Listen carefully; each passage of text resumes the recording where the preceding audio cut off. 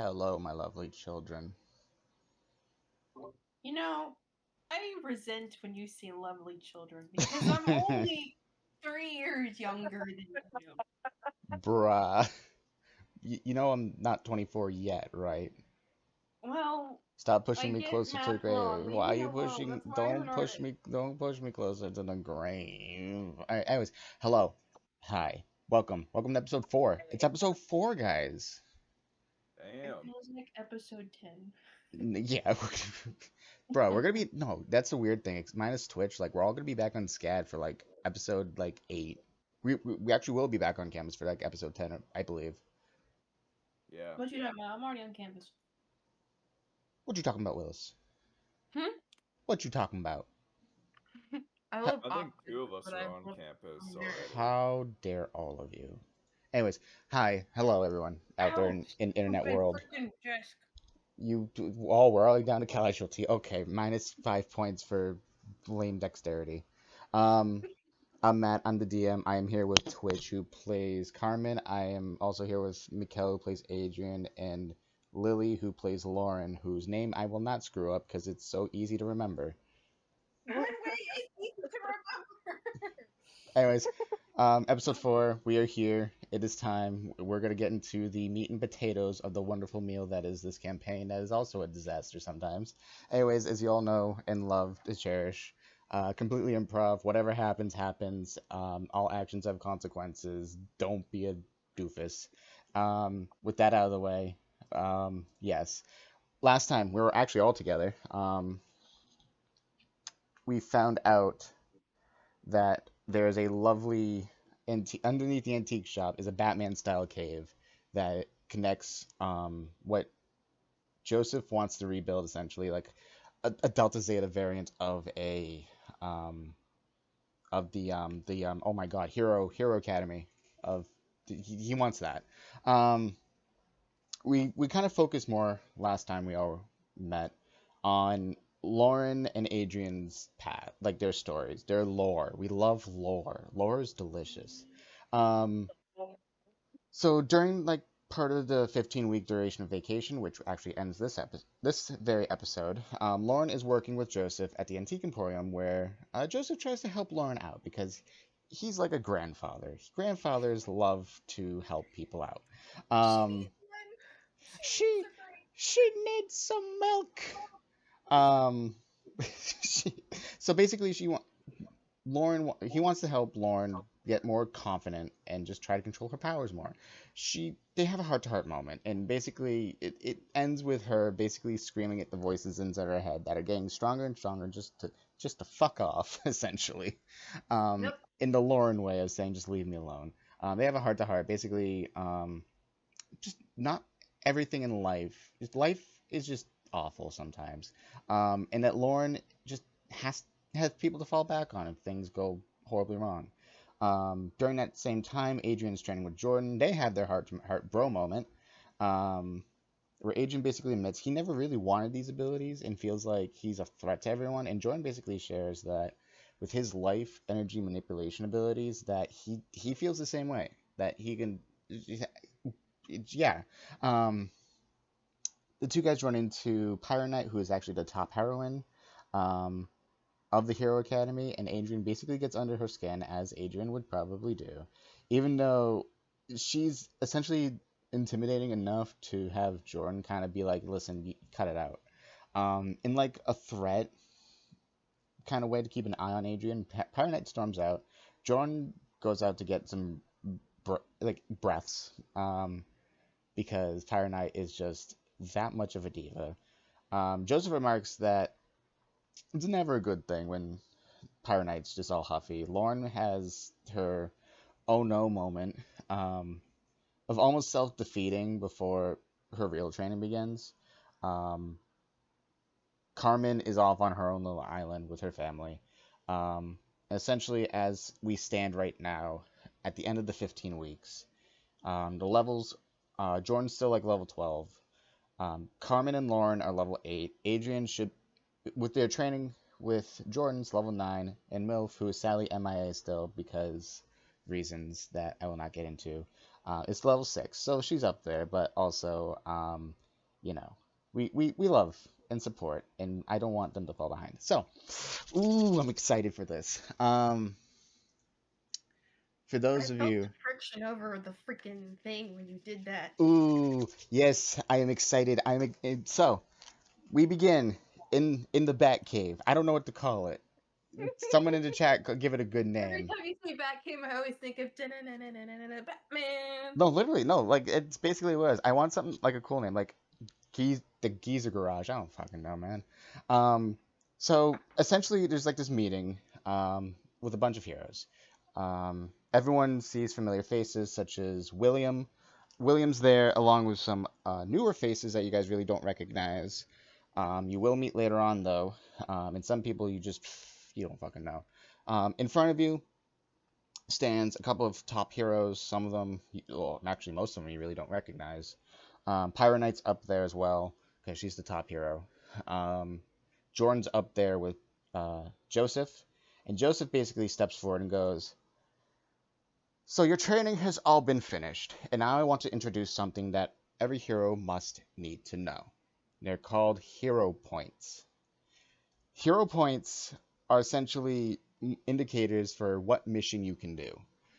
Um, it's basically like the more good you do, the more famous you get as a hero, and essentially the more trusted you are to do higher ranked, higher risked missions.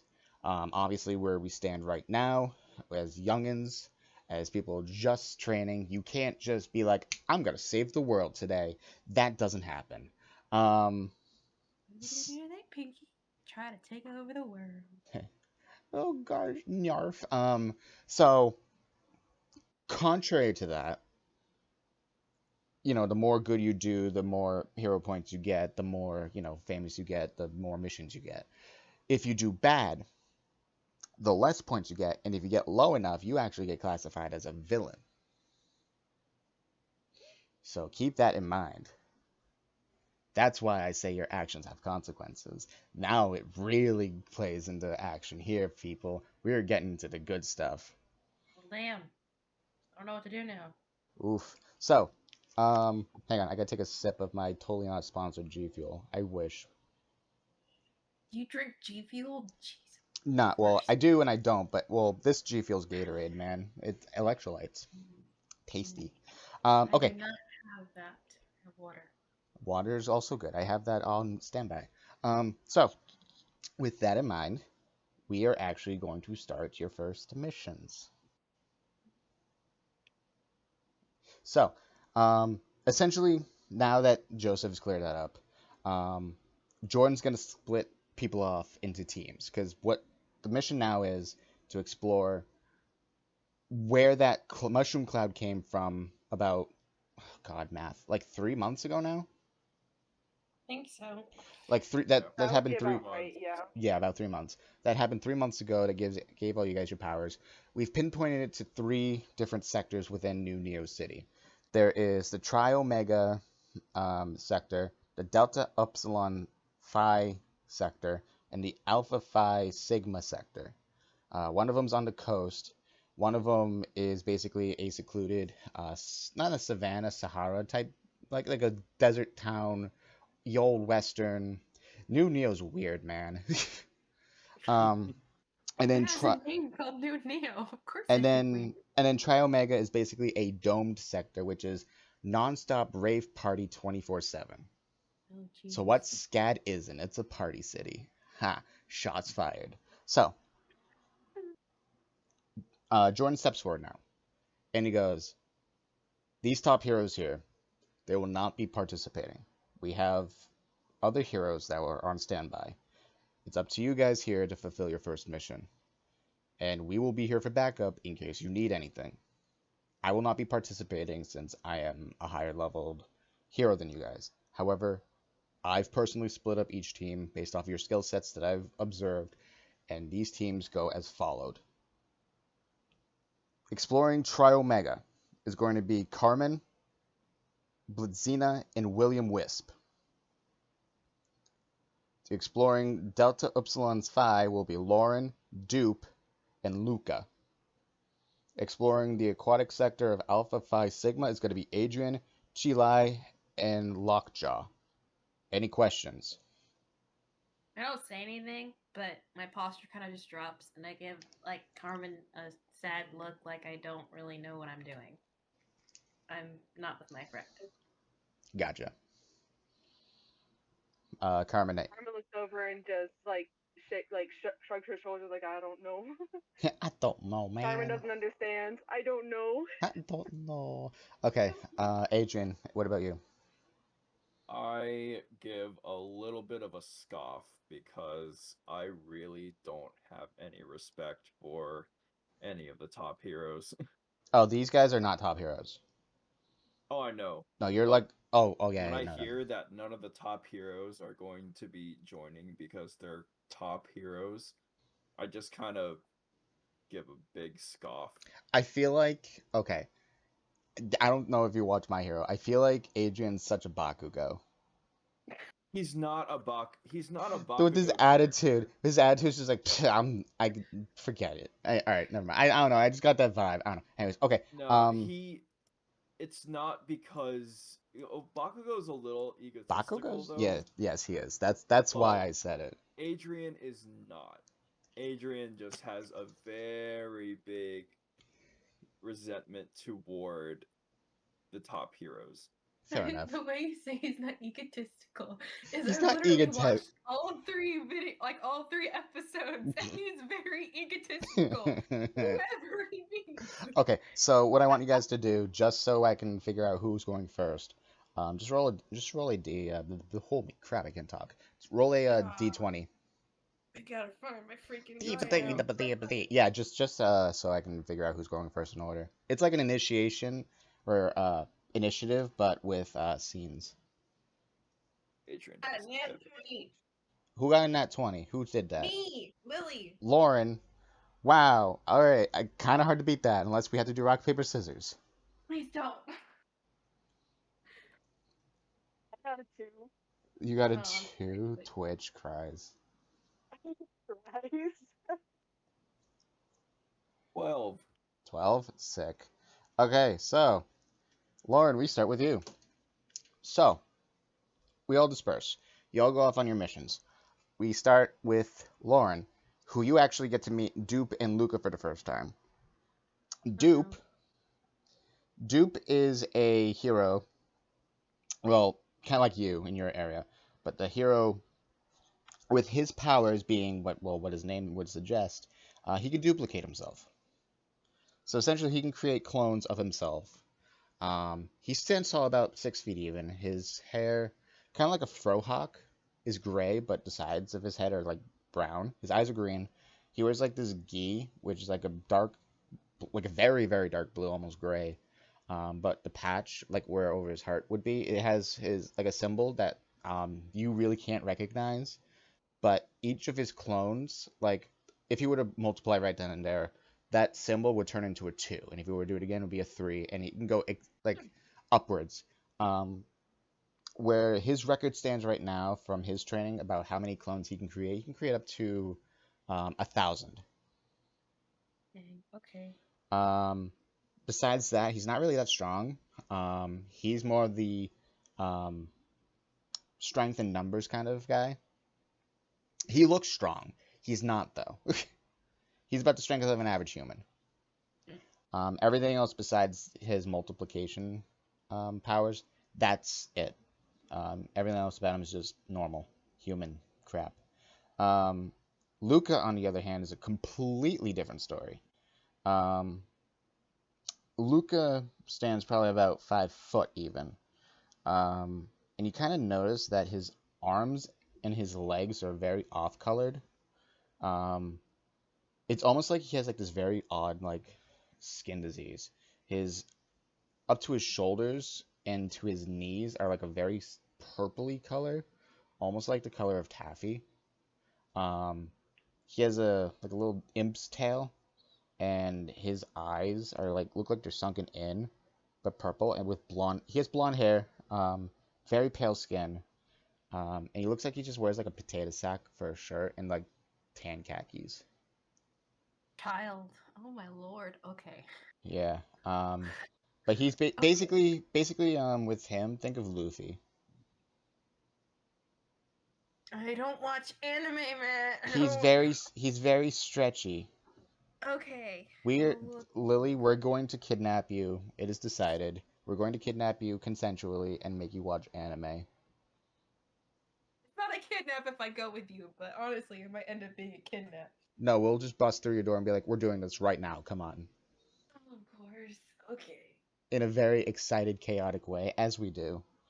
Okay, so you finally arrive. You're at the entrance of, um, I'm just gonna call it DUP because I don't want to say all these letters. Um, and the way it actually transitions from regular street to Sahara is like very like it's night and day. You literally can like step over and you're like, oh, civilization, crippling desert. Um, Hmm. and the temperature seems to change with that as well, which is very odd. You take a step back and you're like, oh god, it's like blazing hot, and then you take a step forward and you're like, oh, it's actually kind of not horrible. Um, as one would do. Um, so at this point, you got a couple of miles to go to get to the actual destination. Um, so you can talk to people if you'd like to kill time. Um, you can do whatever you wish. Either you can walk in silence trying to figure out people, you can practice. Totally up to you with what you want to I have a question. Am I wearing my superhero suit? do. This is kind of an initiation thing. Okay, then I'm not wearing anything. Okay. No, I'm wearing something. I'm not wearing that suit. That's what I The meant to say. gasp, Whoa Lily. there. Lily, jeez. I know we swear a lot, but I mean, this is still That no. That cannot. DMCA, Oh DMCA. no no no no no no. Lily, how That's dare. not what I meant. No. Oh god. Delta Zeta out of context. This needs to be a thing. It is Oh canon. Lord. If you make like a movie like you did with the Spring Credit Class would die. I have to tap into Lauren now because I'm still the last person. Okay, so Lauren, she would look around, like she would people watch. She she wouldn't really wants. talk. Okay, so make I guess, insight check. We'll do insight. That sounds wrong, but you know what? Let's do it. I make the rules. I bend them. I'm reality itself. Straight from reality back to life. I got 11. That's I not. got a That's 5, but plus 6, so I got 11. no, that's enough. So you look around. Obviously, it's very dry. You can very much, if you, I don't know if you ever like had like one of those dry days when you're like, "Ew, it's dry. Um, Savannah? like it's so dry and you can like feel it in in your glands, your throat glands. Um, Oh. it's one of the, it's I like, know exactly the kind of heat you're talking about. yeah, you know what I'm talking about. It's I've been to very, Arizona. It fucking sucks. yeah, think of Arizona. That's all I can say. Think of Arizona heat, and it's dry, and it's just ugh. It's makes you thirsty just thinking about it. I'm actually very thirsty right now thinking about it. I'm not joking. I'm taking another sip of my Gatorade, and it's not just for acting reasons. I'm dead serious right now. You see the occasional cactus. Um, you hear Cacti. I'm kidding. no one cactus lily. I can count. Sometimes. But with each cactus kind of looks not correct. Um, if you want me to describe the cactus a little bit more, you'd have to make an investigation check, but I'll finish the insight check first. Um, Okay. so you're looking around. Obviously, it's very dry. It's very like, ugh. You can hear birds. Like, uh, I've blanked on vultures for a minute. Holy crap. You can hear the vultures cawing. You can hear like the cicadas. Um, there's grass. That's about it. So I want to look at them cactuses. Cactuses. Yes, you can look at the cactuses. Wait. So You will roll. find I will say certain things weird. Okay. roll. Shut up. Roll for investigation. Invest in cacti. You want me to shut up? Okay. See, this is what we're not gonna do. Oh, crap. I'm not good at math. I need help. Look at all them cacti.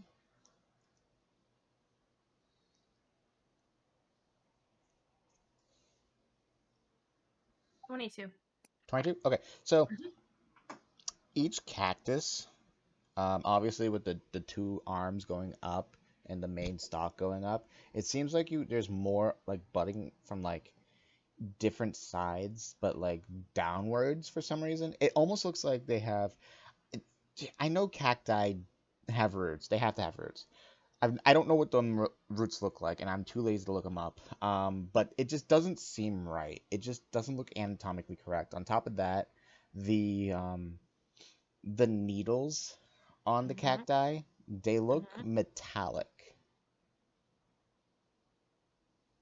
Oh. Oh. Okay. But it also has a weird scent of strawberries. And this isn't the heat stroke talking that you might be experiencing right now. But it does have like this odd scent of strawberries for some reason.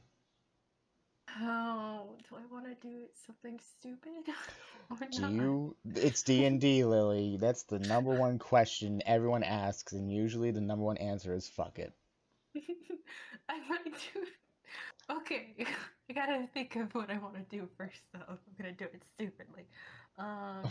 So you said it smells like strawberries, and the flowers are pointed downwards. Some of the arms are pointing downwards. Like, you know how Okay. the arms are pointing up, some of them are pointing down. Yes. So I would. Um, I gotta clear my throat for a moment. Gotta speak correctly. So, Lauren, I would go to one of the cacti, and of course, I would see that it's pointing down. So I would look down first and see if it's like if they're well, and hit it with my foot, like move the floor with my foot to see like Oh, there's a okay. button there. Okay. Yeah, go ahead. Do a roll for action. I thought you meant I'm gonna kick the cactus. I'm like, why would you just kick a cactus in general? I want to, man. You don't question me. I want to feel the pain. Yeah, roll for I wanna action. feel pain. Roll the kick. Roll a kick. So what would that be? Oh no, that would be action. I'm done. Hold on. Roll to action. Roll to act. I got 10. You just kick sand. Oh, dang It just goes. The cactus just sits there. it. Okay. Are the other two gonna do anything, or is it like is my turn done? Dupe's just looking at you like, what the hell are you doing? The other kid's just kind of gone. Okay. Well, you still say it smells like strawberries. It does still smell like strawberries. Does it get stronger the closer I'm not right up on it, but as it gets You're stronger right. as I lean closer? I mean, yes. I mean, the closer you would get to anything, the stronger it would get. But it seems like it's coming from the body of the cactus itself. The flowers, which I never even described, they don't even look right at all. Hang on, let me pull up a picture of a cactus flower real I have quickly. a picture of a cactus. Well, you know what? I don't have a picture of a cactus flower right now. Wait, okay. Oh, they bear fruit? Weird. Yeah. God, I learned nothing from Avatar. Well, So for one, you learned from Avatar. exactly. Who doesn't? So instead of the flowers being like, pink with like the middle area being yellow, it's the middle area is blue, and the outside of the flower itself seems to kind of have like that gradient of red to purple where the purpley tips. It's a very pretty flower, but it just doesn't look right for a cactus. I'm gonna pick it. You want to pick the flower? Yes. Roll to pick. Because you got to remember these needles.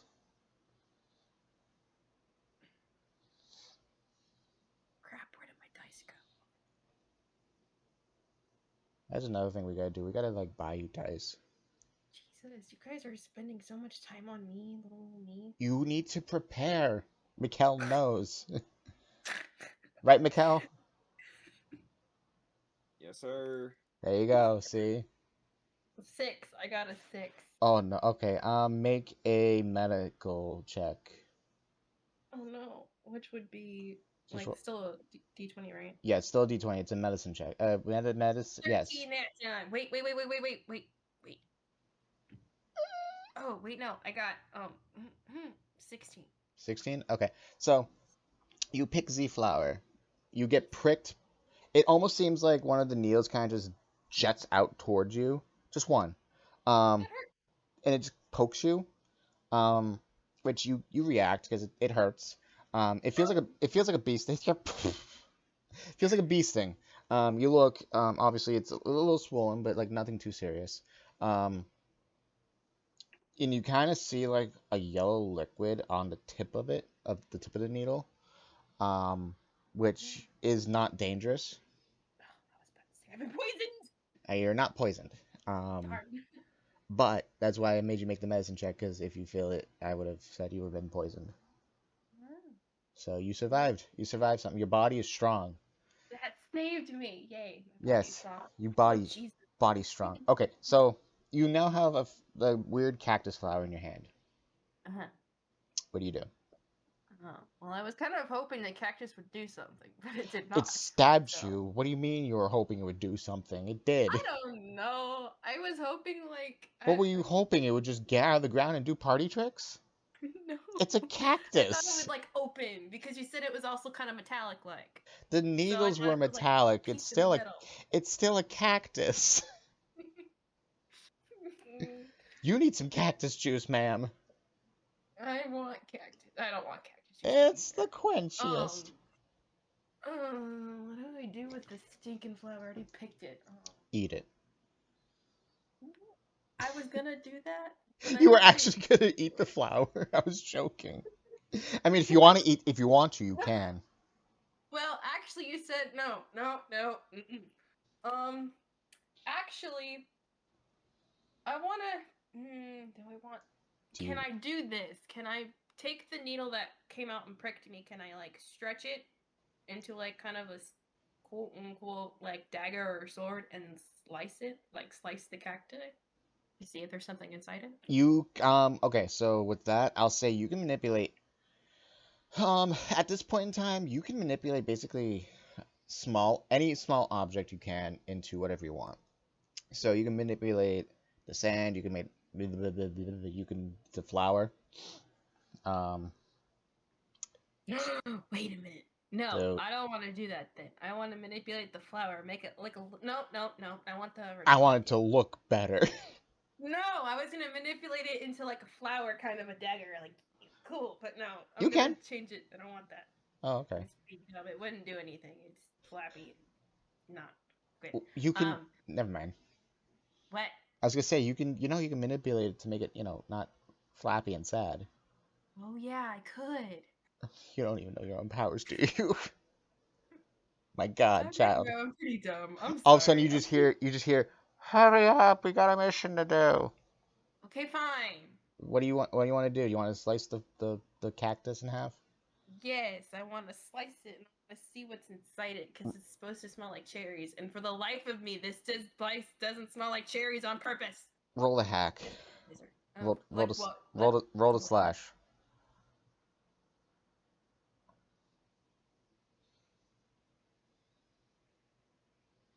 Damn it!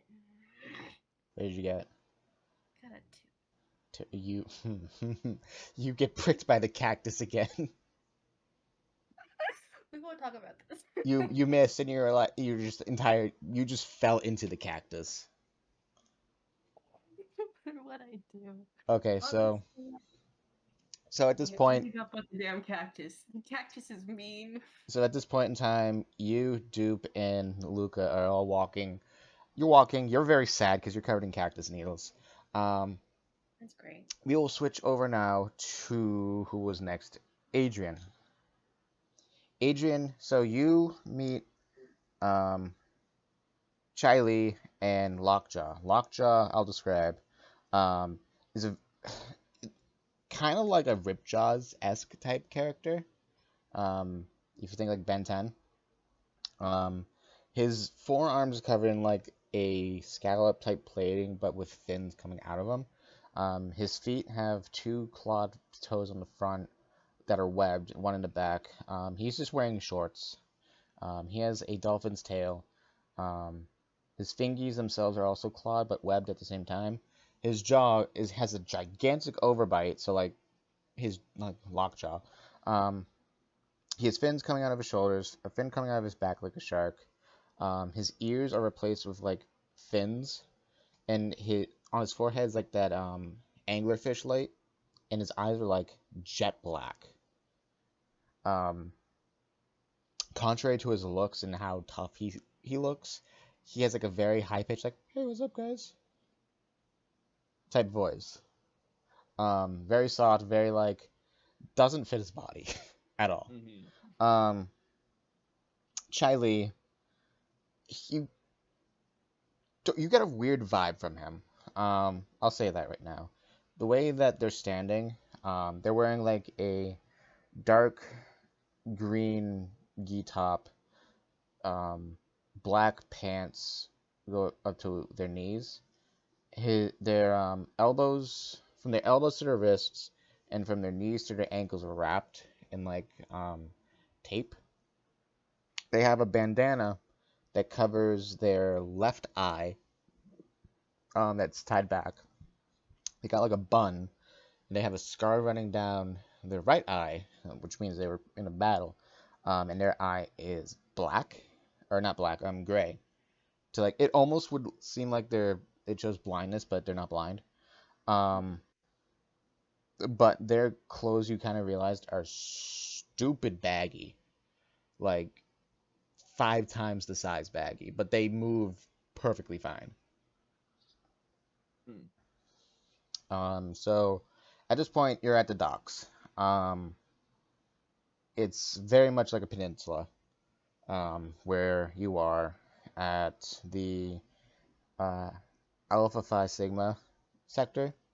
Um, the dock itself, like it's almost like a boathouse. I don't know if you know what a boathouse is, but like the dock and then next to it's the boathouse. Mm-hmm. It's a very large boathouse. It's almost like you could fit like a ton of like medium-sized cruise ships in there. Um, Mm-hmm. like a warehouse. It's big. It's about the size of a warehouse. I'll say that. Um, Mm-hmm. so you guys are investigating that. Um, I didn't tell you their powers. I guess you can assume what Lockjaw's powers are. Um, Anything underwater they can do. They breathe underwater. They swim really fast. On land, they survive perfectly fine. They're actually very strong. Um, their scallop plating arms can deflect bullets if they were shot at. Um, Chai Li, they produce like concentrated energy, and they can form projectiles basically. Um, Hmm. the best way I can describe it is like, I don't know if you ever played Undertale, but Undyne spears. Yeah. So yeah, they're like Undyne spears Mm-hmm. essentially. Um, so you're at the warehouse. You're at the entrance of the warehouse. Door's locked. So what do you want? What do you guys want to do? Do you want to ask the other two, see what they want to do? Do you want to just try to see if you can do anything? Well, what do you two suggest that we do about this locked door? Lockjaw kind of looks and goes, I could see if I can't find a way inside through the water. He actually, before you even respond, he just jumps in the water. He just dolphin dives. Um, Chilai kind of just flicks their hand up, and their spear appears, and they just kind of launch it at the door, and it just kind of like the spear evaporates, so it just kind of goes. So nothing really happened.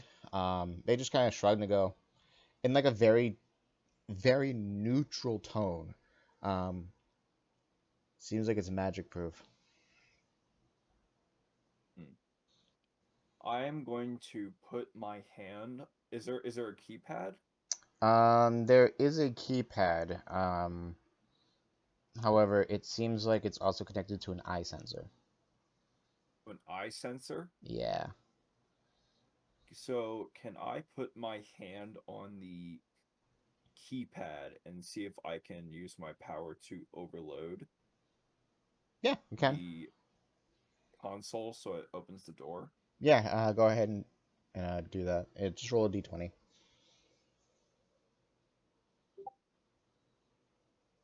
Okay. 16. 16? Okay. Yeah, I'll say that's enough. Um, I'll say you did it like twice. The first time you kind of just did it just to see if it actually like worked, and all of a sudden the voice on the computer just goes, ocular like oc eye whatever the technical word is makes it sound, Ocular. yeah, ocular eye sensor required. Thank you. I Hmm. can't speak today. Um, so you basically kind of went you just gave up. You overloaded it, and all of a sudden it's going, I get it over and get it, and it just shuts down. Blue smoke of death rises up, and the door just unlocks and it opens. Um, and as you two are walking in, Lockjaw comes out of the wine and goes, "Hey guys, I found a way inside." Oh, never mind. And he just kind of like gets out and follows you guys. Um, Poor dude. I he's just put my hands back in my pockets and just walk in. okay. So you guys are inside now. It's very dark. There's like one row of overhead lights just above you. This is like all the way down for about, I'd say the building itself is about a quarter of a mile long. Um, you do see some covered ships, that would be used to be, sail out into the ocean, Hmm. um, to like different continents or different islands. Um, You do see a couple of shipping crates. Some of them say fragile. Some of them just have shipping addresses to different islands itself. Some of them you recognize. Some of them you do not. Um, on top of that, you do see like a very large crate. Um, seems like it was haphazardly put together, but at the same time, it seems like you kind of get this weird. Since you do have the electrical powers, you do kind of have the tendency to get like staticky feeling. Like if you were to like walk by an old school TV screen, you feel like the arms of your hair stand up. Yeah. You do kind of feel that, um, in a way when you're near it. Hmm. Um, uh, so that's what you feel. Lockjaw kind of like looks around, it's about the same thing. His eyes kind of provide essentially like dark vision, Hmm. um, up to 120 feet. So he can see pretty damn good. He sees nothing out of the ordinary. Same thing with Chilai. They really can't see anything either out of the ordinary. You just kind of get that vibe from that one crate. I point to the crate and I say, "That crate over there. Something's not Um, right." so Sheila kind of looks over, and they, you kind of get a sense that, well, actually, I'd have to have you roll a insight check for this, but you kind of get the sense maybe something's not right with the way Hmm. they kind of like, for a very split second, kind of tense up. Um, but then essentially they'd be like, um, there's nothing in that, I can tell. They say that to me. Yes.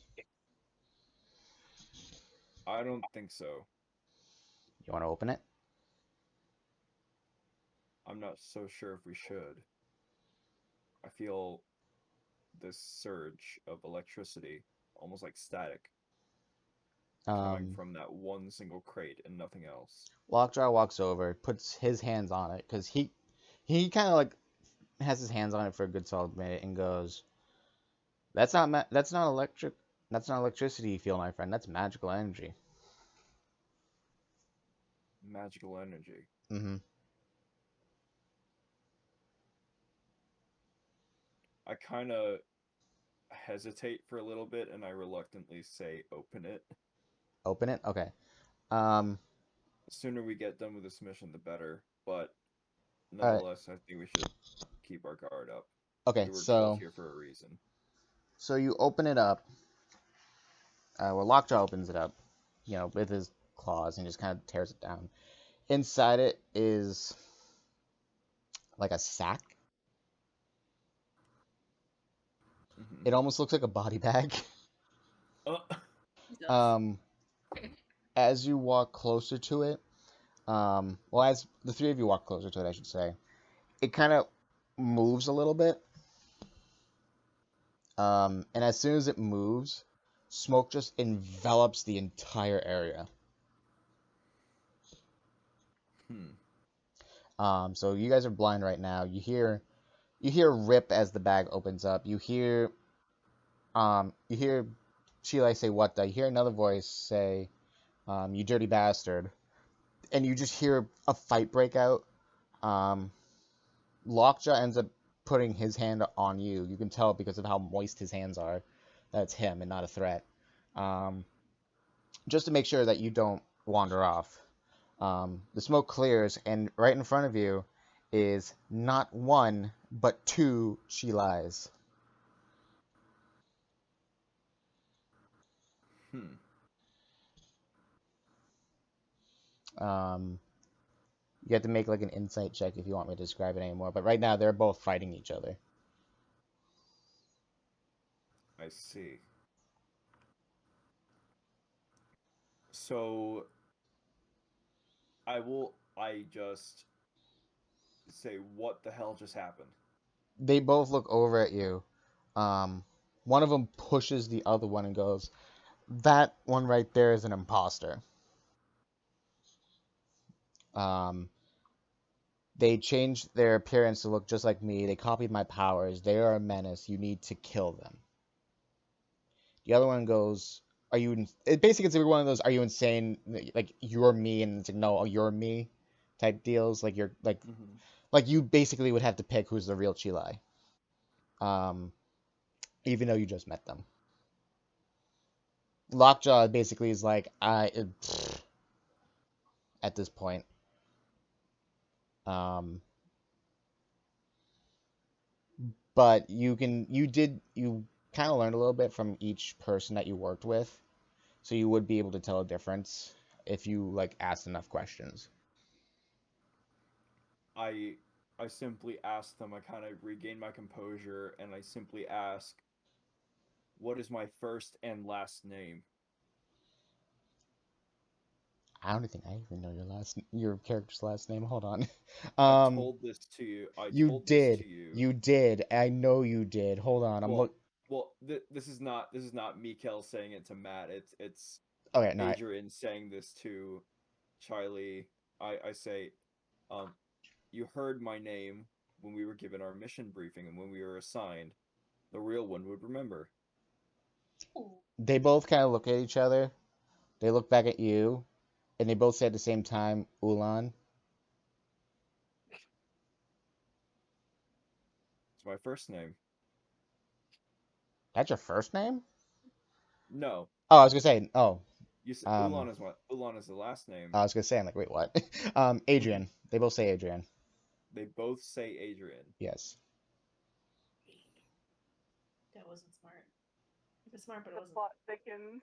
So can I make an insight check to see like their mannerisms and their micro expressions and Just overall, yeah. yeah, things that would separate the genuine person from a duplicate. Yes, go ahead. And in this role, I'll also include like any physical appearances you might want to notice as well. 17. Yeah, that's enough. So you're looking at them both. They're both standing pretty firm. Like they've been as if they were to train in like a very intense martial arts regimen, like almost like a ninjutsu type deal. Like very still, very like calm, very like focused. Um, Looks wise, the eye over over the left eye is the same. The scar over the right eye is the same. Um, there's two noticeable differences between the one that you've met and the one that was in the bag. Um, Mm-hmm. there's two. The hair, one of them was in the bun, if you would remember. The other one's more in like a ponytail. And the other Mm-hmm. one of them, they're essentially one's a boy, one's a girl. One is a boy, one is a girl. Yes. Um, And you is the never real one a boy or a girl? Boy. real one's a girl. Oh, Real one's a dang. girl? Mm-hmm. Okay. So I will stare at the one who is real, Mm-hmm. and with my right hand, I shoot a blast of electricity at the imposter. Okay, so the other one gets blasted, kind of like recoils, starts twitching, and like it starts deforming. The real Chile looks at you and goes, "How did you know?" Uh, I you have a ponytail. I The didn't. other one didn't. She kind of looks at you. She kind of like strokes her chin, just nods and be like, "All right, that's fair." Um, so this one, the imposter, it's deforming, it's twitching. It almost seems like it's like IRL glitching. Mm-hmm. Um, and finally, it kind of like gets upright a little, just enough to kind of like stand. It's like, what did you do to my body? You asked for it. It just stares at you. Its hands are vibrating intensely. Um, and it just essentially gets composed enough, stands upright, and then in your voice just goes, "What comes around goes around," and shoots a blast of lightning at you. Hmm. Um, Okay. just kind of like at your feet though. And then it starts stepping backwards a little bit. Um, the other arm of this creature just morphs into um, Lockjaw's arm. Mm-hmm. And it's still stepping back. And it's like, if you guys know anything that's good for you, you would stay the hell away. Um, However, as it's like about to escape, you see like a wall of like blue arrows just like sticking into the ground like as if like a cage. Um, Mm-hmm. and you just see the real Chila just kind of stand there with her hand up and says, "I don't think so. Not after what you did to me. Um, we will roll for initiation after I am done with Carmen." Okay. Yes, sir. What's up? So, Carmen, actually, I want you to roll Hi, for Karen. So, actually, Michaela, just roll, just do a roll. Don't tell me what it is yet. A Um, roll. just roll for like initiative. Okay. But don't tell me what it is yet until I'm done with Carmen. Um, Got it. Carmen, you're approaching the dome of Triomega, and all of a sudden you just hear like this, like the biggest freaking subwoofer in the world, just going doom, doom, doom, doom, doom, like nonstop party. Um, Will's next to you, William Wisp, and he's just looking at Triomega in awe. He's like, "I never thought I'd ever see a place like this before, like nonstop partying. That's freaking awesome." Man, I wanted Will, man. Sad. You'll have your chances. You Um, send me to a non-stop party zone. yeah, Yes. essentially, Basically. essentially. So standing as and literally the gate to get into this sector is guarded by like these gigantic bouncers. Oh my gosh. So like you're waiting in line right now, you and Will. So it's like you with this fiery red-headed, freaking ripped jeans, cut off t-shirt, and this child standing in line to get into like this club, and all of a sudden you just hear no ticket, no entry, and you just see this one guy just get yeeted across the entire freaking other sector that you're in right now. He gone, boy. And you just hear a giant next. Um, However, you hear footsteps approach you, and you see this woman in an actual like hero costume. So it's not like a top hero, but they're a hero. Um, this in front of you right now is Blitzina. Um, Darker skin. Her left arm up to her elbow down is missing. And it's like a very haphazardly made prosthetic. But all five of her fingers are actually like free floating with electromagnetism. Very snazzy Ooh. stuff. Um, she has like three lines on her, like tattooed on her right arm. That means something. I don't know what. I don't know tattoos enough. But she has like one little like braided kind of like a ponytail sticking out of the top of her head, going down almost like a whisk, not a whisk. Yeah, no wick, like a wick. Her eyes and all you just see under her mask, which is like all green, is like deep burning orange red eyes. She basically looks like she's dressed as a soldier. essentially. So she walks up to you and goes, "So you're the two kids that I heard that I was going to be babysitting?" And she just basically I nods guess her so. she just nods her head and goes, "Follow me." And she just walks away. Like she basically walks towards the entrance. Um so Will follows right behind her because he's kind of intimidated a little bit by her. Um Carmen will roll her eyes but follow. okay. So you three follow. And as you guys approach, when the big bouncers, which by the way, his hands like as big as like an iPad Pro, like just his hand is that big, and he goes, "Can't cut the line, no ticket, no." Blitzina, hey, it's funny you're here.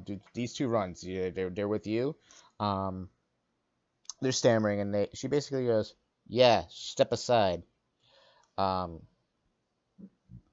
so they step aside. They're scared.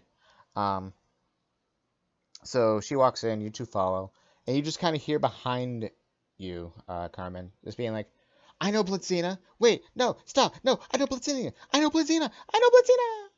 And like just fading away in the distance as that one just got yucked as well.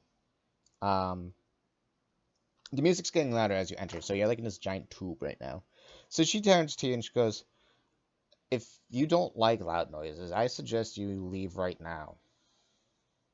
Will just shakes his head no, like violently, because he's like super excited. Like you could see like almost like stars in his eyes. This baby will be. Oh Lord. Um, Carmen, what do you do? I'm gonna still follow, but Carmen hates parties. Oh Lord, But I'm gonna okay. follow. Okay, so she basically so Lizina nods her head, walks forward. So you enter out of this tube, and all of a sudden it's like 1,000 times louder. All you just like boom, boom, boom, boom, boom, boom, boom, boom. It's like the loud, like freaking dubstep. And you see all these people just like bouncing and jumping and like drinks in their hand, like the antithesis of a party. Like people are sloshed, people are high, people are just having a good time. But the problem is they keep having a good time. Um, so you just hear Blitzina turns to you and just kind of has to shout, being like, "Follow me and don't get lost." Um, so you're basically like elbowing people, trying to get out of the way. You basically have to hold as best as you can hold on to Will, since Ghost. Um, and both of you essentially get into this hotel, which as soon as you close the door, the noise just goes like quiet, dead, no noise at all.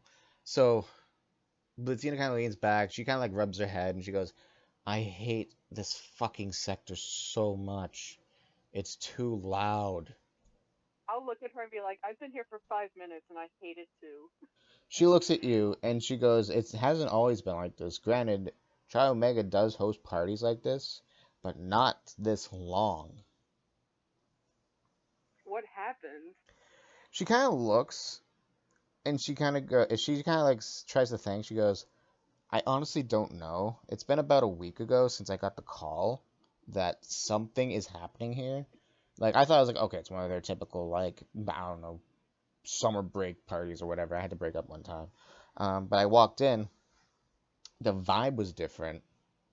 It just didn't seem right, like a typical like Tri Omega party, and it just kept going because it usually lasts for like a day or two, but then it just kept going and going and going and going. Suddenly, we're sending people to the freaking new Neo Grand Hospital because they're dropping dead.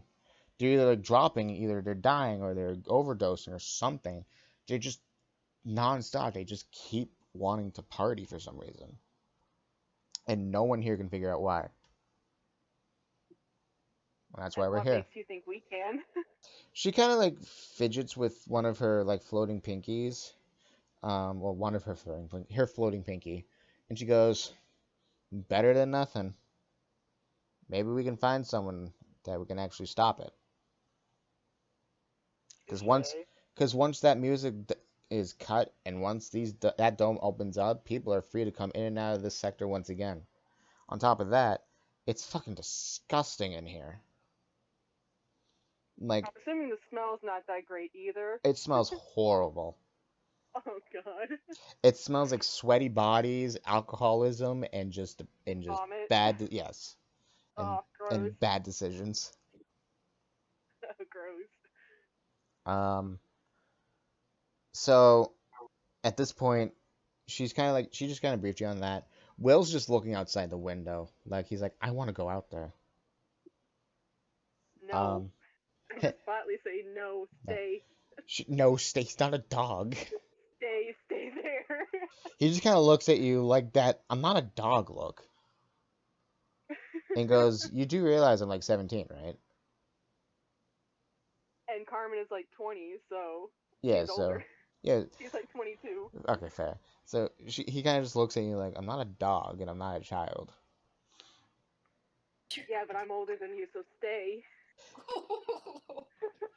He just kind of gives you like this look like bitch and just goes upstairs like he's just a sad teen right now. Um, I don't want to get lost.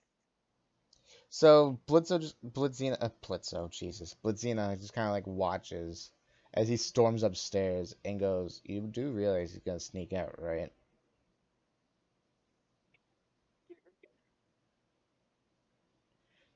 Um, But anyway.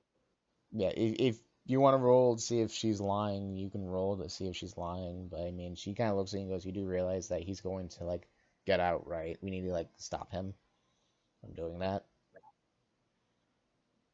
Would I roll a d20 to Yeah, check that? that's a Okay, I deception can roll check. that. Yeah, deception check. Oh, deception, okay. Yeah. Roll, dang it.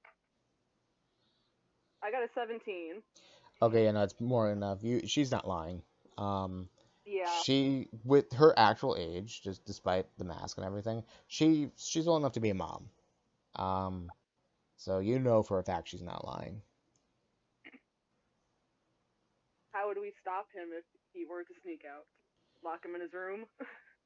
She kind of like I'm assuming he can just phase through. he can phase through. So she kind of sits there, she thinks, and she goes, well, based off of the reports that I was given from Joseph about you guys, you have fire controlling abilities, and that kid's basically a ghost incarnate, which is kind of a problem to keep him in place.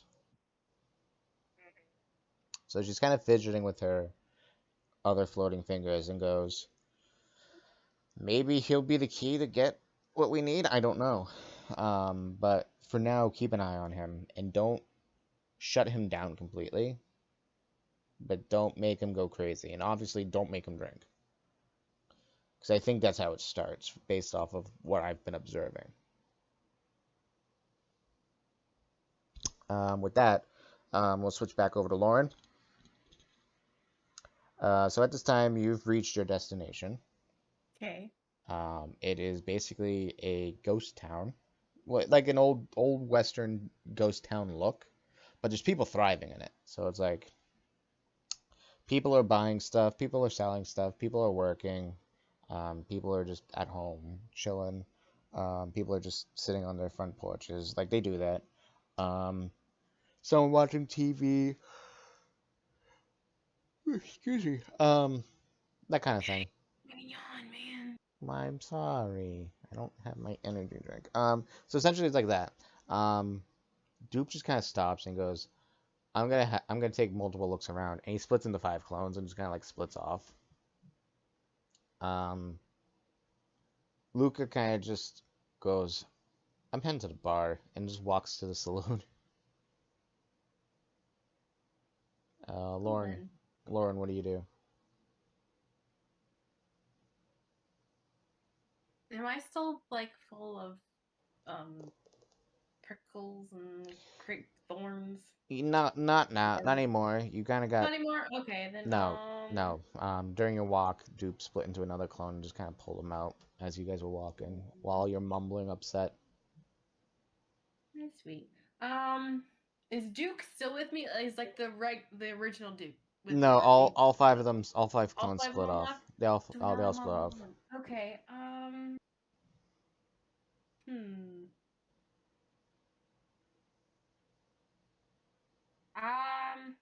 She He would most likely go. Well, if you want to get like a better lay of the land, I'd have you roll a investigation check. I would like to get a better lay of the land. All right, roll an investigation check.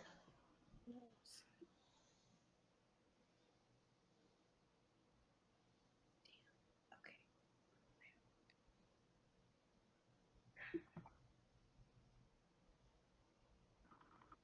23.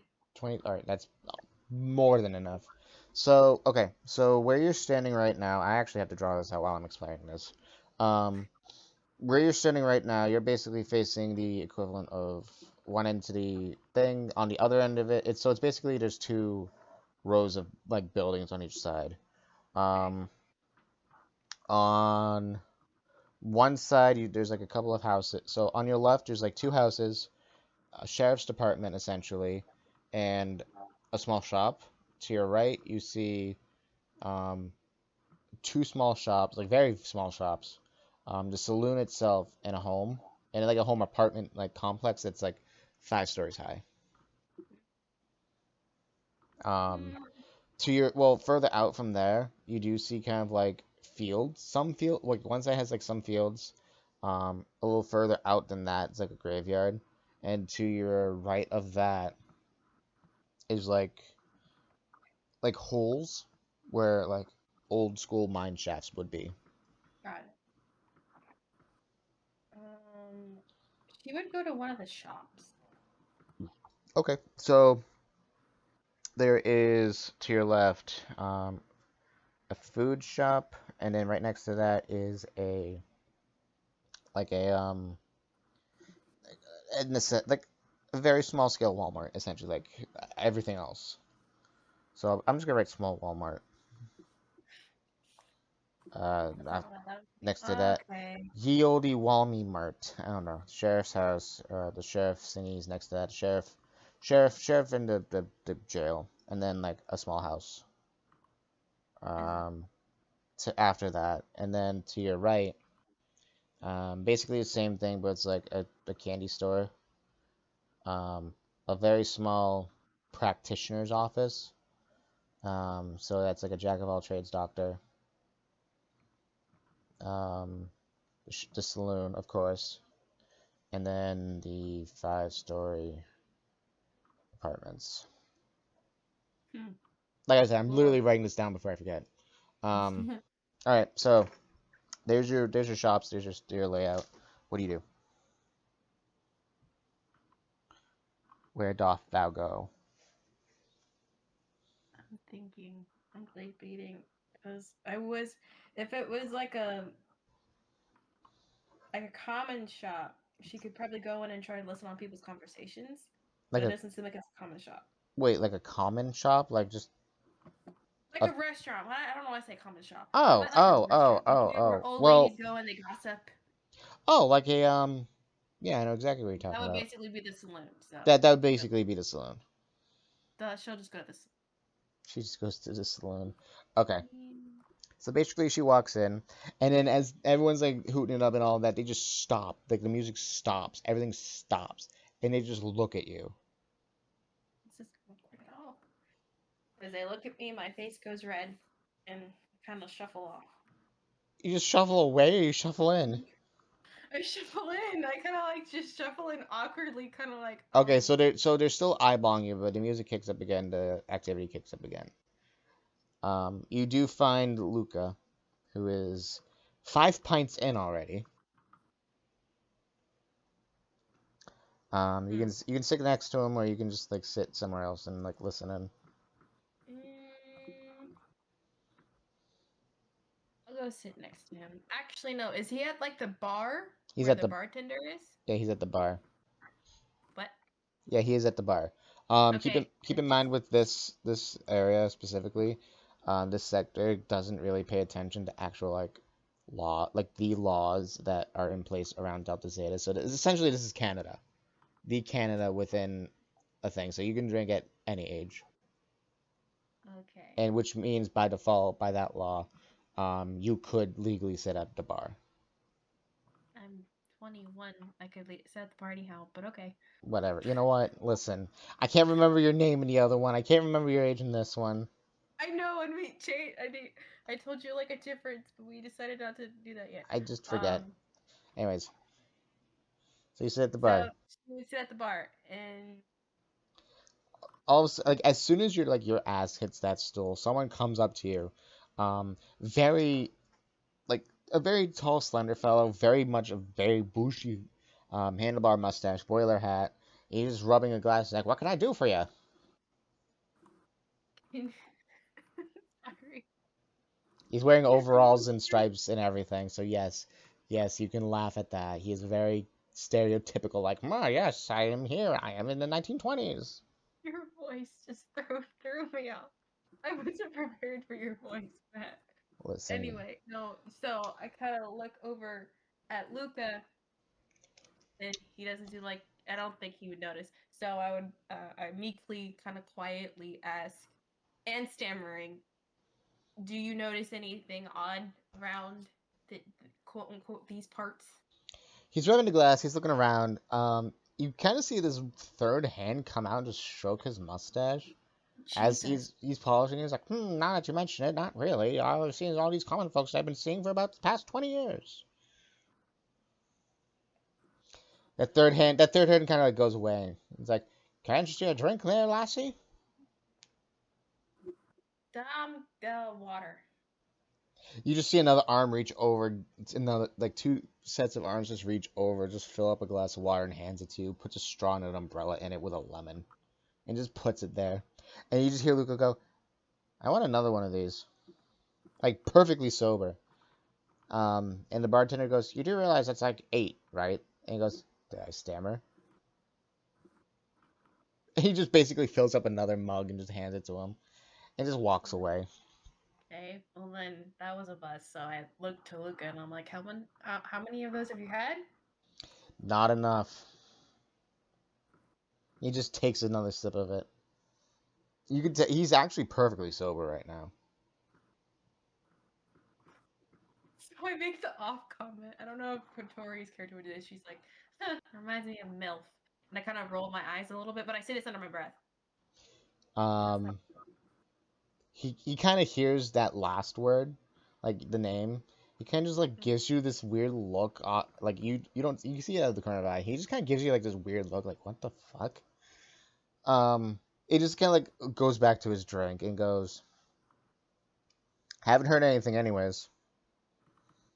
I tried with the bartender and it seemed like we were going nowhere. Should we try the sheriff's station? He kind of like shakes his head now and goes, it seems like everyone here is underneath some form of a trance. But gives you that idea.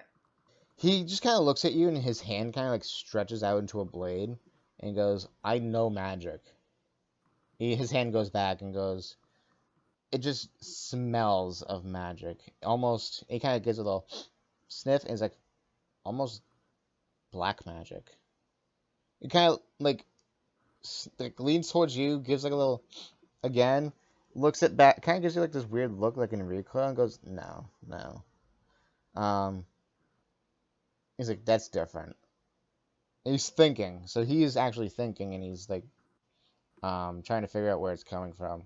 He goes, could be coming from one of the mine shafts, but I'm not 100% sure. And he kind of leans back, goes, oh well, I'll think on it while I drink. He takes another sip. So he sniffed me?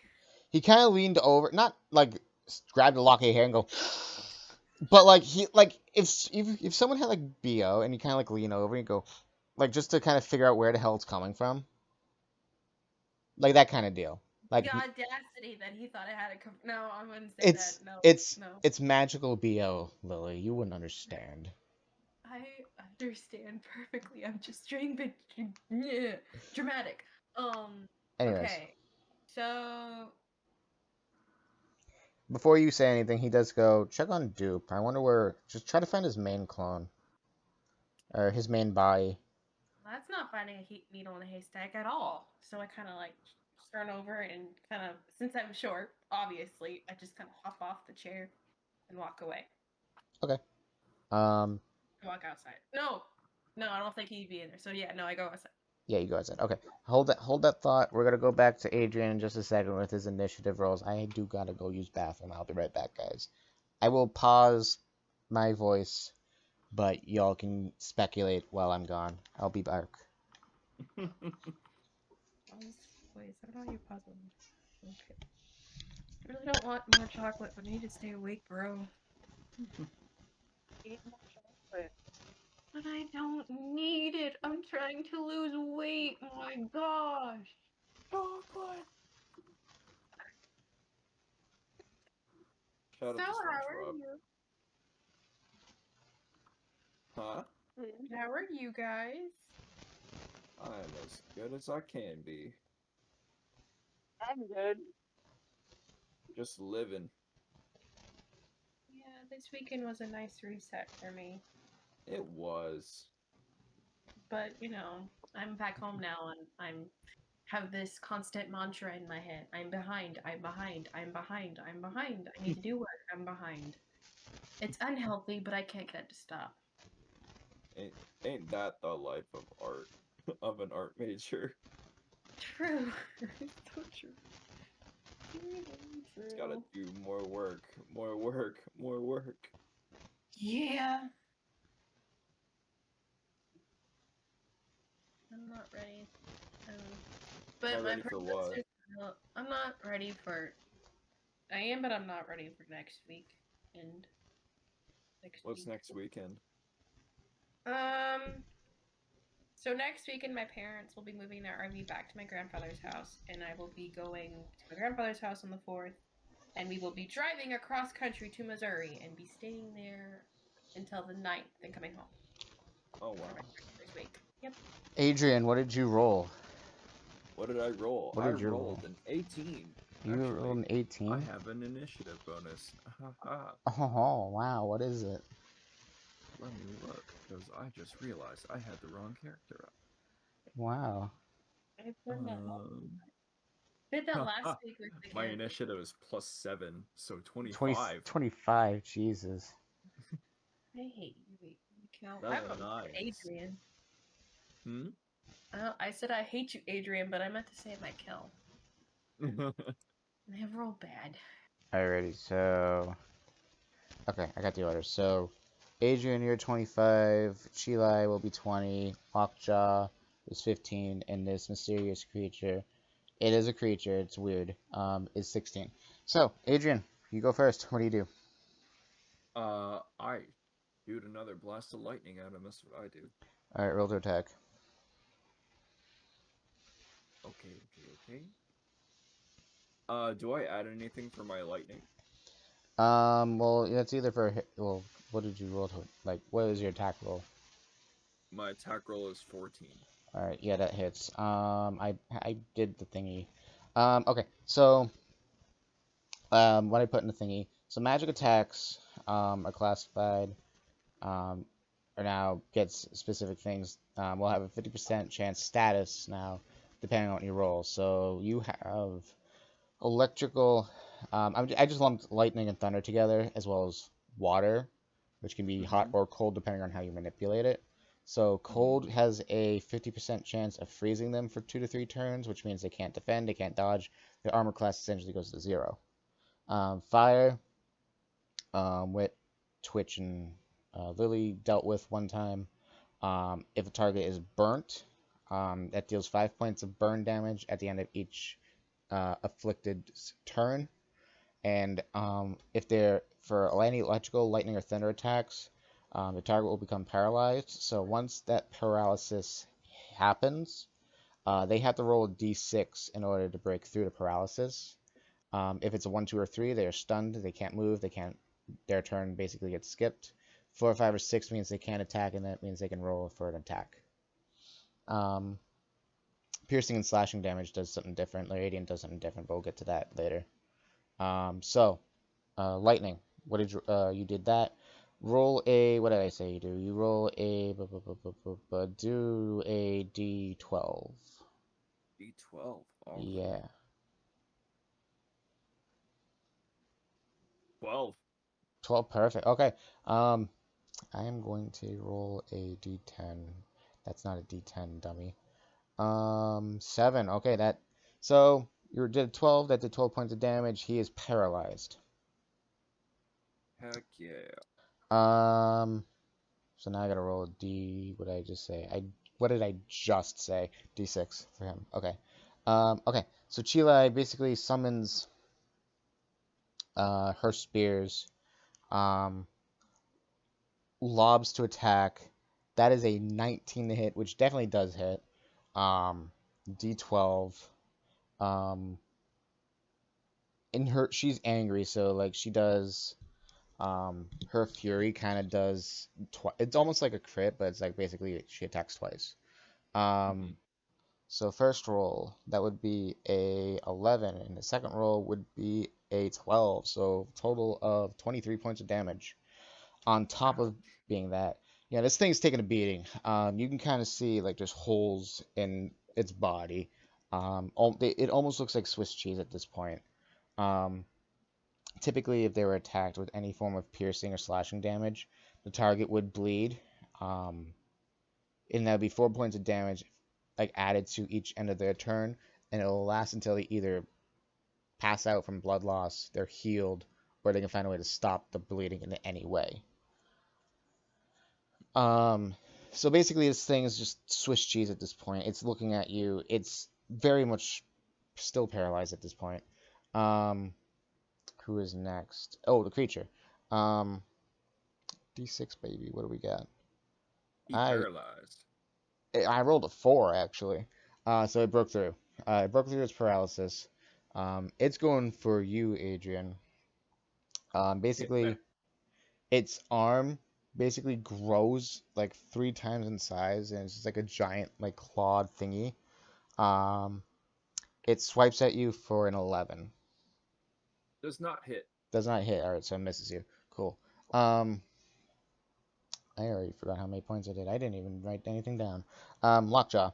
Lockjaw goes to attack. Just basically just full on just linebacker tackle at this thing. Does not work. Totally fucks up. Um, how many damage did I say? 23 for, or yeah, 23 for me and 12 for you. Mm-hmm. God, math.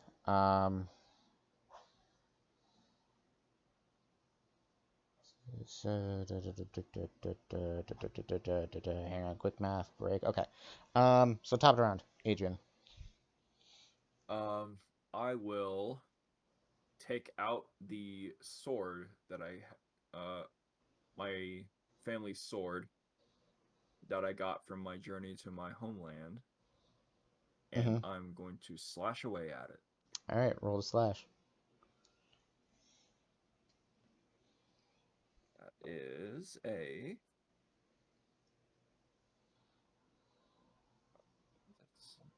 18 to hit.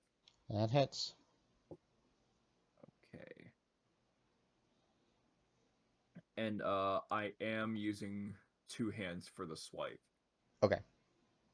So that means with a long sword, I roll a d10 instead of a d8. Ooh. So that is 13 points slashing damage. 13 points slashing damage.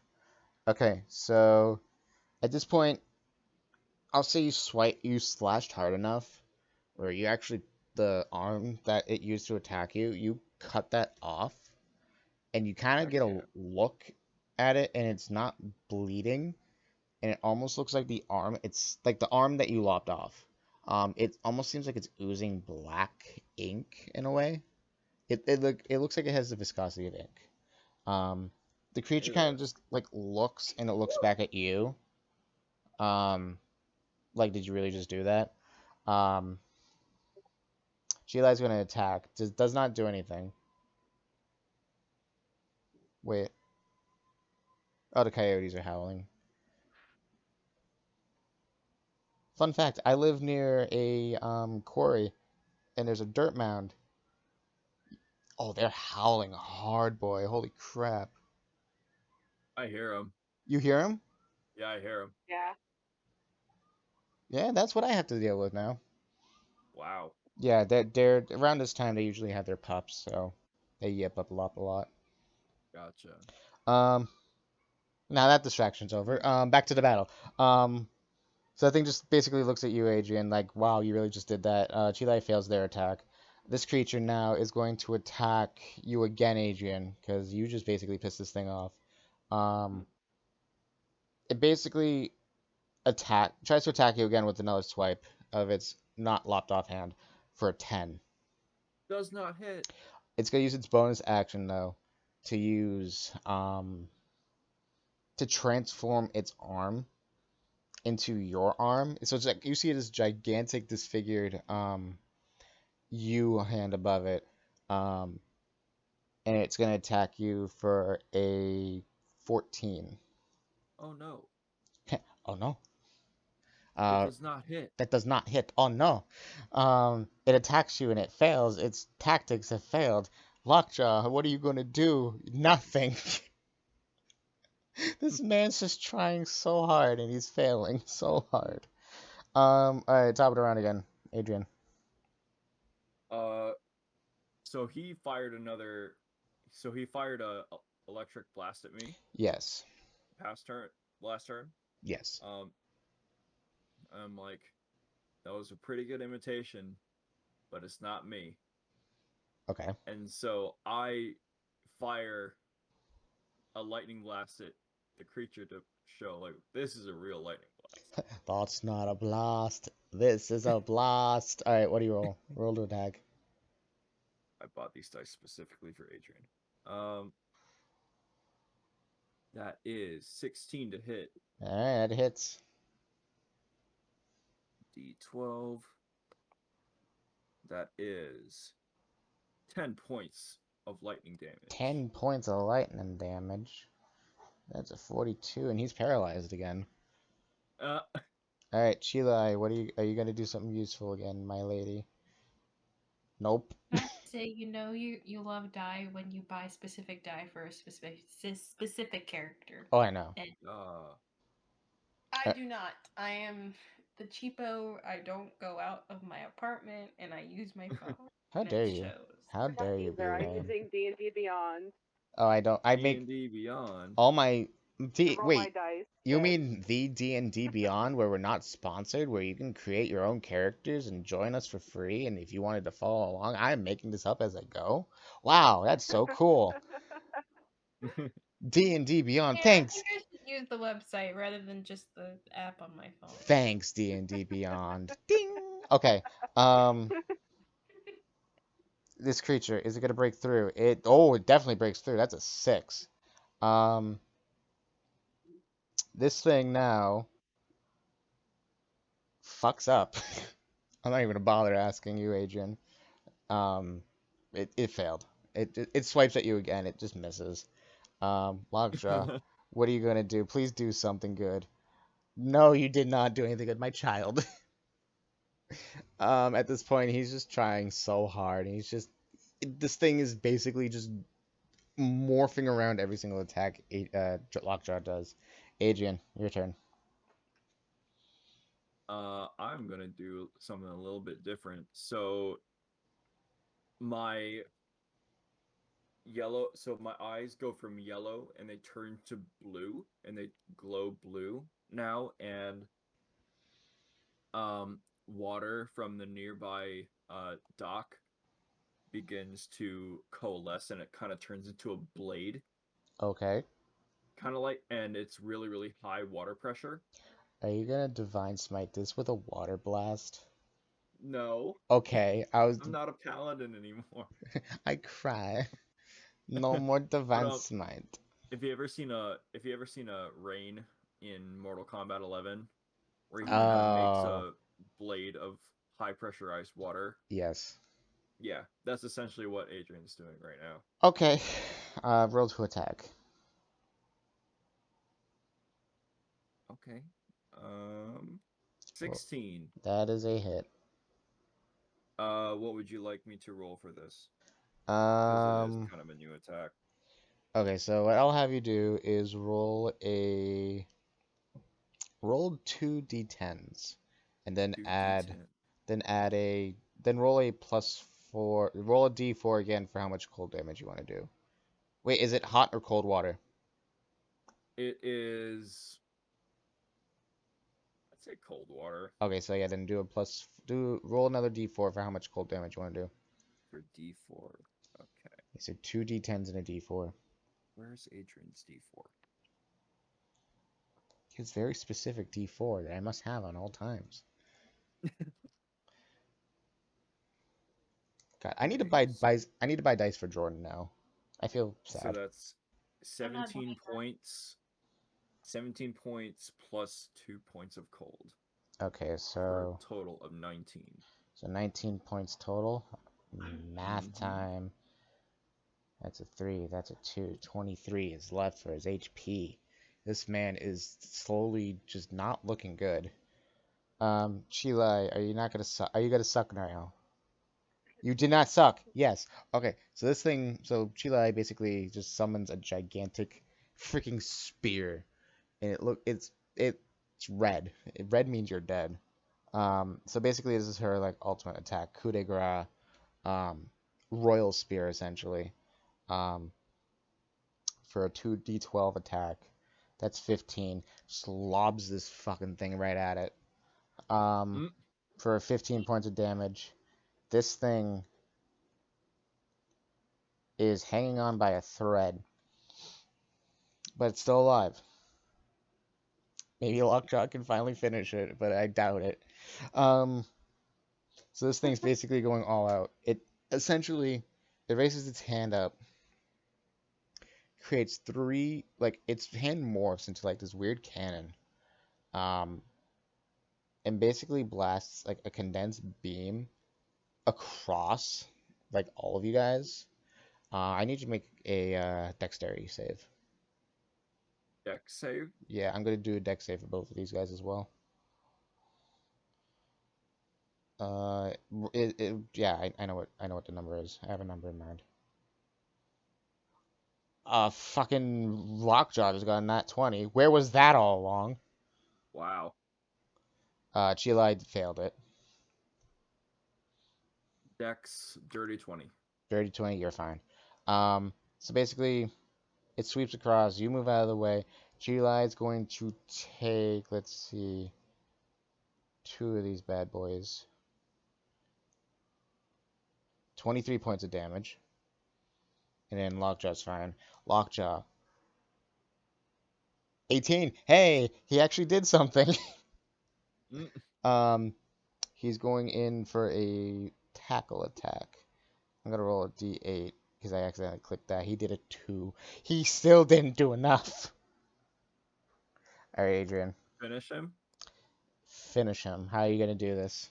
He didn't do enough to finish him? He did not do enough to finish him. He did 2 points of damage. He's holding on still by a thread. He has 6 points of health left. Ooh. Adrian, how do you want to do this? I'm going to take a large column of water that kind of swirls around in like a shape, kind of like a snake way, Mm-hmm. and I'm just going to drill the water through the creature, Okay. almost like how a worm kind of eats through or like a caterpillar eats through a leaf, Okay. almost. All right. Yeah, So until he's just dismembered. with the power of your highly compressed water caterpillar, you basically just eviscerate this creature.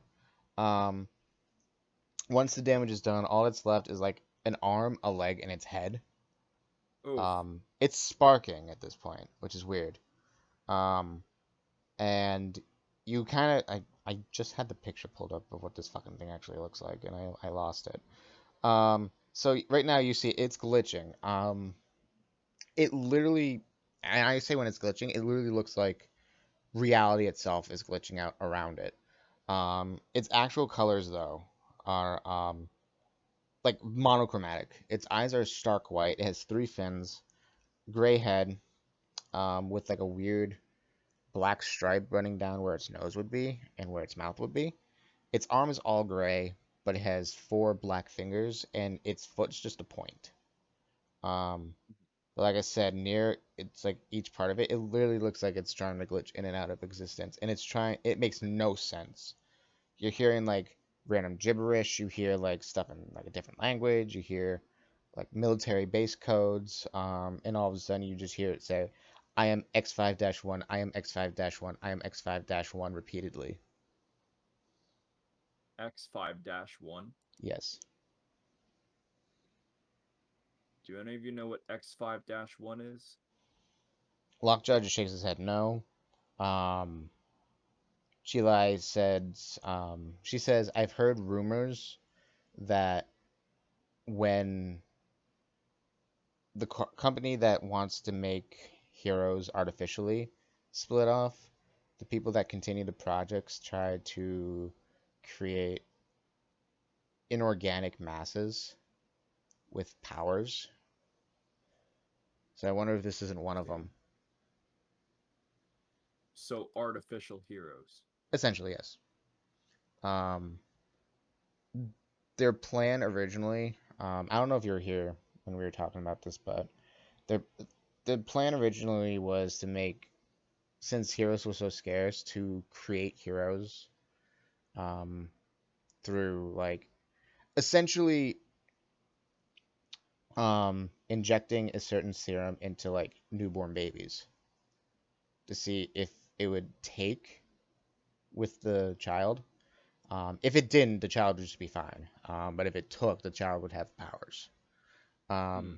That's what the original plan was that um, Joseph had when he was working with this corporation, had before they split off when they just had different ideals.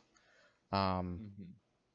Joseph wanted to do it more for like to help people, because the heroes are in need. And then the company, they were like, no, we're just gonna make millions. We don't need heroes anymore. We're just gonna make lots of money. And it's basically he just wasn't about it. Um, Hmm. so you're looking at one of those artificial heroes. Hmm. At this point, Sheila basically picks up its head and goes, "What do you know about what happened 3 months ago?" And it's saying kind of like you can hear what sounds like an old school VHS tape rewinding, Hmm. even though there's no thing exists. And you just hear a recording of a voice you never really heard before. Um, a deep, gruff voice. Basically, go, um, "This is my last entry before the event happens tonight. Tonight we shall release a experimental cloud of the omnitropic chemical across Delta-Zeta. And from there, we shall create a new army of heroes that shall come forth, and we shall finally have peace in New Neo City. X5-1, initiate protocol Delta-Zeta." And just cuts out. Uh-oh. And Dun then dun dun. and then all of a sudden it just starts sparking so much, and you just hear like a as it just powers down. At this point, Sheila just basically just yeets the head into the water. Don't you think we could have kept that? She looks and goes, "Thing was busted up anyways. There's At no least way we that have we could have proof. recharged it." She shakes her head and she says, "There's no way we could have restarted it. It's organic and inorganic at the same time. It has a cerebral cortex. It has nerves. It has a body. But for some reason, it still functions on nanotechnology." And she looks at you and goes, "I doubt you know anything about nanotechnology." Of course I didn't. I'm not even supposed to be a hero in the first place. She kind of shakes her head and she goes, "So you're training. This is your initiation, I take it." Yeah. She nods her head again. She goes, "Some initiation this is, huh?" She kind of stands up straight now. And she goes, "Come on, let's go report back to HQ, see if we can't get anything I just out of put that." my hands in my pockets again and just walk. Lockjaw ends up taking the head out of the water, shakes it, and just takes it with him. Um, So there was that. Carmen, Yes, sir. babysitting duty. Um, so at this point in time, after while that was going on, so you, William, and Blitzina are now walking around this party place. Um, some people kind of look at you like you're party poopers. Some of you kind of like, um, be like, yeah, man, do you want to try some of this good stuff? It's really good. Offering you just random stuff. Um, Will's basically taking it as if it's like free, like free things and just taking everything. Um, dropping a lot of it. Um, mostly it's like food and like drinks and then more food and then more drinks. And it kind of like phases through him sometimes because he's so excited. Um, so it's like one of those deals, and Blitzina's like essentially like back up. This is official hero business. Back up. This is official hero business. Step aside. Step aside. Um, do you want to do any like investigating while you're looking around? Do you want to like what do you want to do? Are you just gonna follow? Like to see what I can see. Okay. Go ahead and roll a investigation. Okay. So I got an 18. 18, perfect. Okay, so at this point in time, I'm just gonna say you basically accepted the noise. It's just you learned a way to drown it out. Um, to the point actually, where you can kind of hear passing conversations. A lot of it's very much like, oh, did you hear about this new place here? Oh, did you hear about this place there? You want to come back to my place? You want to do this? You want to do that? Um, you look around, and obviously it's a dome, but they somehow managed to get an artificial sky on it. So it's like constant nighttime. And of course, nighttime means nighttime parties. So that kind of stimulates the brain. Um, on top of that, minus the rancid smells of vomit and week old hot dogs, um, you do kind of get this weird whiff of nitroglycerin, which is, Nitroglycerin? yeah, it's an explosive.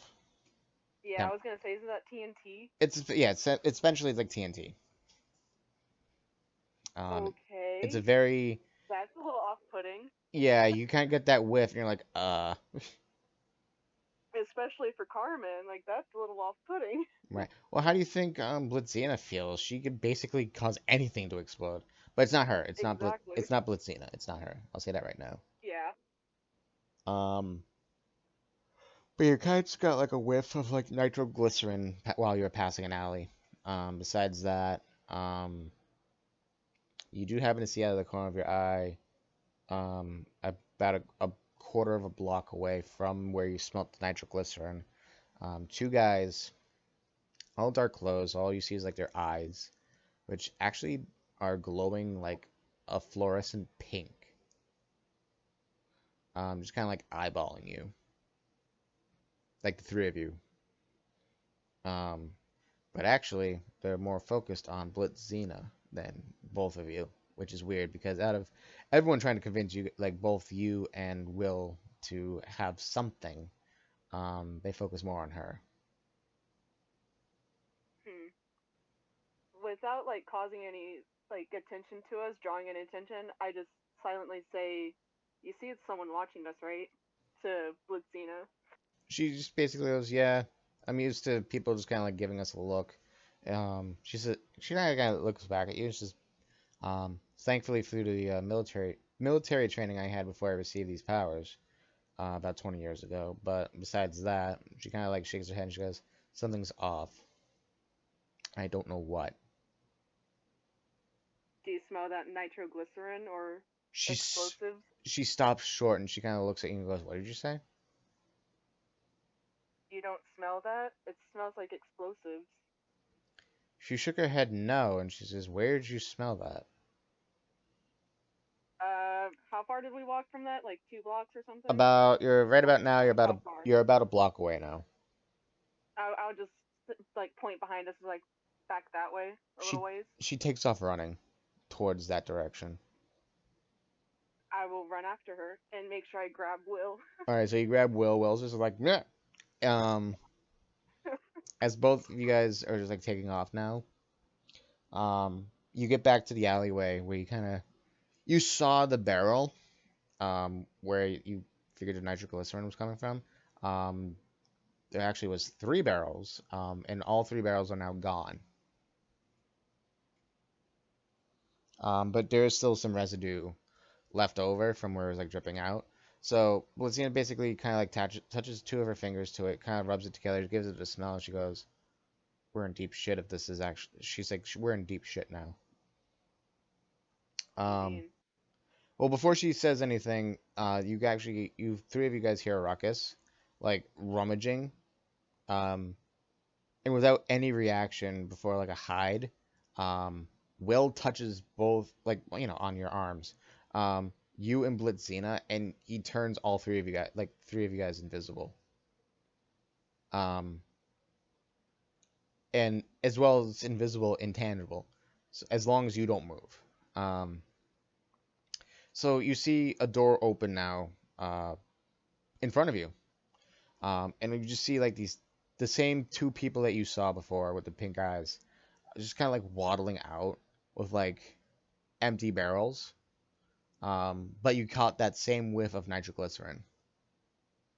And I was in here. Wait till the boss hears about this. You're gonna get a big old promotion from us now. Like we're gonna end this party out with a bang. And you just see another much taller man, easily over 8 feet tall, very thick, like a tree trunk. Elf? Oh my gosh. Taller than Melv, I know, just very thick, like a tree trunk. And goes, "Yeah, we about to make this play go sky high." Um, and they just basically walk away from that point. Um, once it's clear, William kind of like lets go of you guys. And then Blitzina kind of like looks at the barrels and goes, "This is not good at all. This is easily like 20 gallons of nitroglycerin." Yeah, this is bad. What do Um, we do?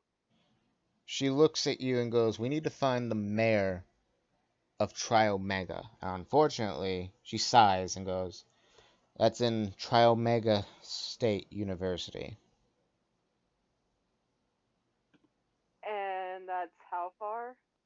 She points behind you guys and goes, "It's back that way. It's the biggest building in this entire sector. The only problem is that's where all the partying originates from."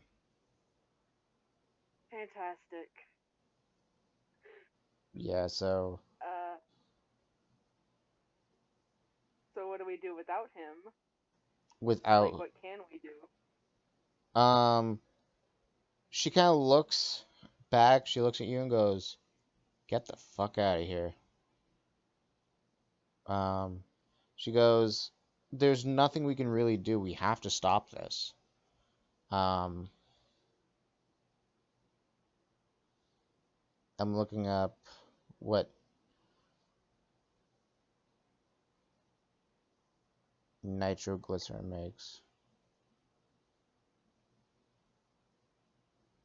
All right, nitroglycerin, um explosive, acidic, acute toxic, health hazard, environmental hazard. Um Nitroglycerin is an organic nitrate with vasodicular, so converted to nitric oxide, um, in smooth muscle and activities. Yeah. Um,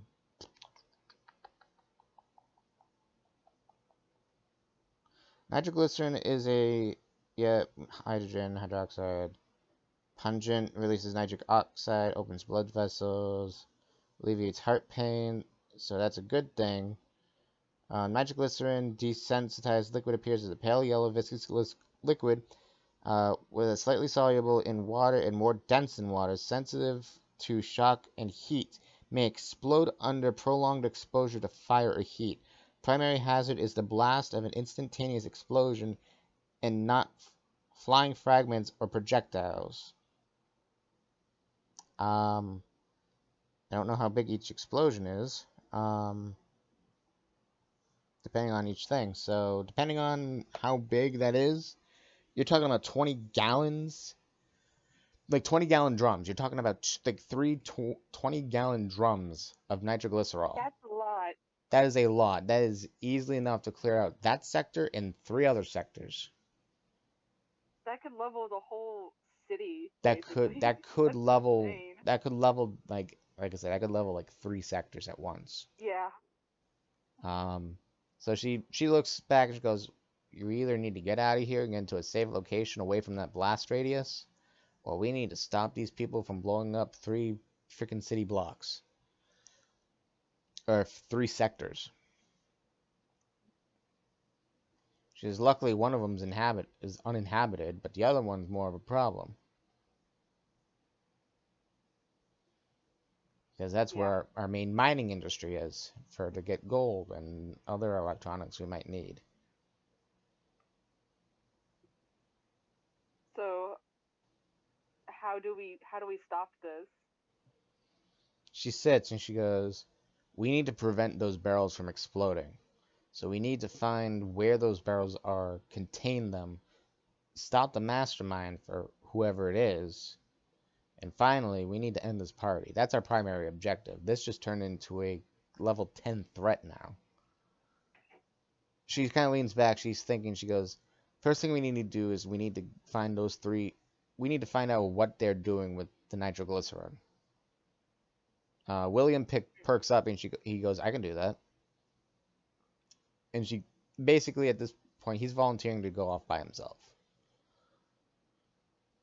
And but Xena kind of gives him a look because she knows that um, he's been rambunctious and goes, "I know I've been kind of a pain in the ass, and I'm sorry. I'm just not used to this. I've been kind of sheltered ever since I was a kid, and when I got these powers, I was basically treated as an outcast. I was locked up in my house, basically being told never to go out. So, you know, it's nice to see something like this. So, I don't mean to be a pain in the ass. I'm sorry." He's a good boy. He's best If boy. you hurt him, Matt, I'm gonna hurt you. If you hurt him, Matt. He's a ghost. He's part ghost. You Don't hurt can't. him. I'm not I gonna. know, but still. I won't hurt the child. I love William already. So, um, so at this point, Blitzina kind of puts her hand on his shoulder and goes, "Make sure you stay in touch with Carmen, okay?" Even though he is 17, she kind of has to try to treat him like, you need to do this. This is important. Um, You got this, okay? Okay. okay, you do good, okay? He has ADHD. Little lore fact. Very hyper child. He just kind of nods his head, turns invisible, and he just kind of like darts off. But on the Hollow viewer, Carmen, you can see you can track his location. So there's that.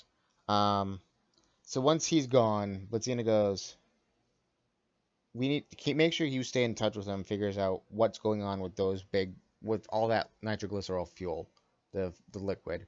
Right now, we need to go into Tri Omega. We need to convince the people to stop partying so we can evacuate everyone in case this does go south. But I gotta be I gotta warn you. They're very much." She kind of like fiddles around a bit with the ring finger floaty thingy. Goes, "They're pretty much jugheads. That's the way I can put it." Um, she kind of goes, I guess what you'd call chads. My gosh. All right, so I'll leave it with that. Lauren, top of your turn. I left Carmen off with the Chad fact. What do you do now? So, um, basically you're outside now. You just finished up at the bar, no luck. Luca's getting hammered, trying to get hammered. You're outside. You're looking for dupe. Where do you want to start? So I just realized I've not spoken to my brother or my father, and I'm gonna try really hard to think in my head, and I would ask them, "Did you happen to see where any of the clones went from Luca? Where yeah, just yeah." So at this point in time, you've managed to control the voices pretty well. On top of that, the training that you've already received, you managed to kind of keep the voices at bay to at a point. Um, they're faint, but at times of like very stressful situations, they could outburst. But you're pretty controlled at this point. So you hear your brother and you go, "Well, there's five of them. One of them ran off one way, another one ran off another way, third one ran off another way. They all ran off in different ways." Um, that fades, and then you hear the father going, "One went straight ahead, one went slightly left, one went slightly right, one went very left, and one went very right." Just basically point your hand out in front of you, and that's the way that they went. And remember, you have to find the original body, like what Lucas said. You can't talk to a clone. I really want to say you two are no help at all. But I can't say it out loud, so I just say it in my head. You two are no help. And they just fade away. Not actually, but I mean the voices. They just kind of like, you shut them off. You're like, okay, bye bye. Okay, so pick a direction. So if you were to stand back where you were Way in the originally, middle, where I was, right? yeah, when you originally were, one would have went, two of them actually, one left, one right, would have gone off to the direction behind like where the buildings were. So one of them could be in the mining hole, one of them could be in the field slash graveyard. The other two could be in the sheriff's saloons, stores, any of those stores. And one of them ran straight ahead, and that could literally mean anything. Well, I'm gonna go straight to not the gold mine, but yeah, the mines. Fines, okay. Um, so you look down into the mine and you realize there's a ladder, and then there's just pitch black in the hole. Um, while you're looking in, you actually hear footsteps, and it's just Luca walking up. He has like a juice box for some reason. He's just taking a sip and goes, "Things in the hole." And he's just going on his juice box.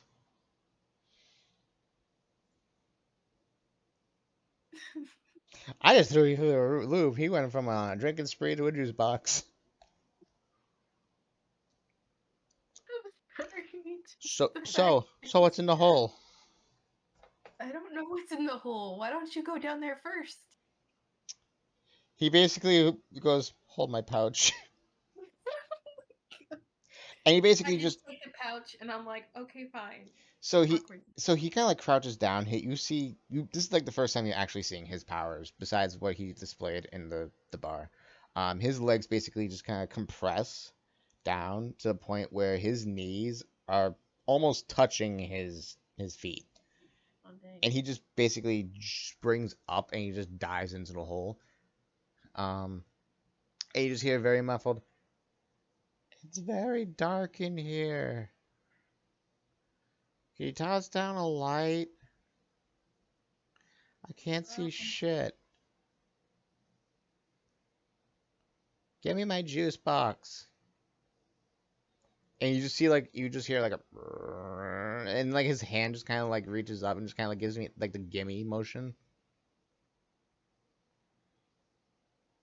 I'm sorry. Just picturing this in my head. Okay, so I'm thinking. His hand, Can I he basically makes morph? his hand look like one of those like talking sock puppets. He's like, "Come on, give me one of those stupid things." So I give him the juice box, obviously. All right, so he But just then takes the juice box in his arm, just goes back down, and you can just hear a very muffled. He goes, "Shit, wait, I still need a light." So you see I another got hand just like that. raise up, and he kind of gives you another like gimme motion. Would you hold your horses? I'm thinking. Jesus. That's exactly what she would say. She's looking over. His arm basically like goes to the ground. He's like drumming on the ground. He's just waiting, and you just hear the muddled. down in the hole. You're distracting me. Let the man drink his juice box in peace. It's very distracting. I'm seeing this both as the character and as me. I'm trying to think here. Okay, so You wanted to see if you could do something. yes, I wanted.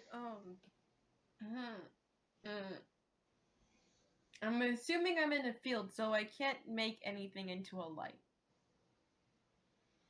right? You the most you can do to make a light would be like, so you can't create a flame out I of was like gonna create a sand. flame. I was kind of like You gonna create like a flashlight. you you could try. You know what? I'll have you roll for that. 'Cause that's a lot of like Yay. small parts. Roll a d20. Okay. Oh, that's Discord, not my freaking. Okay. I mean, you can try to roll on Discord. Be like, yo, hey Discord, what should I roll for a flashlight? I got a 10. You got a 10? Okay, so you made a very not a bad flashlight, but it's like a flashlight that's like kind of like almost like a dead battery almost. It's trying so hard. And you kind of just give it to him. He lowers it down. He goes, "This sucks, but it's good enough."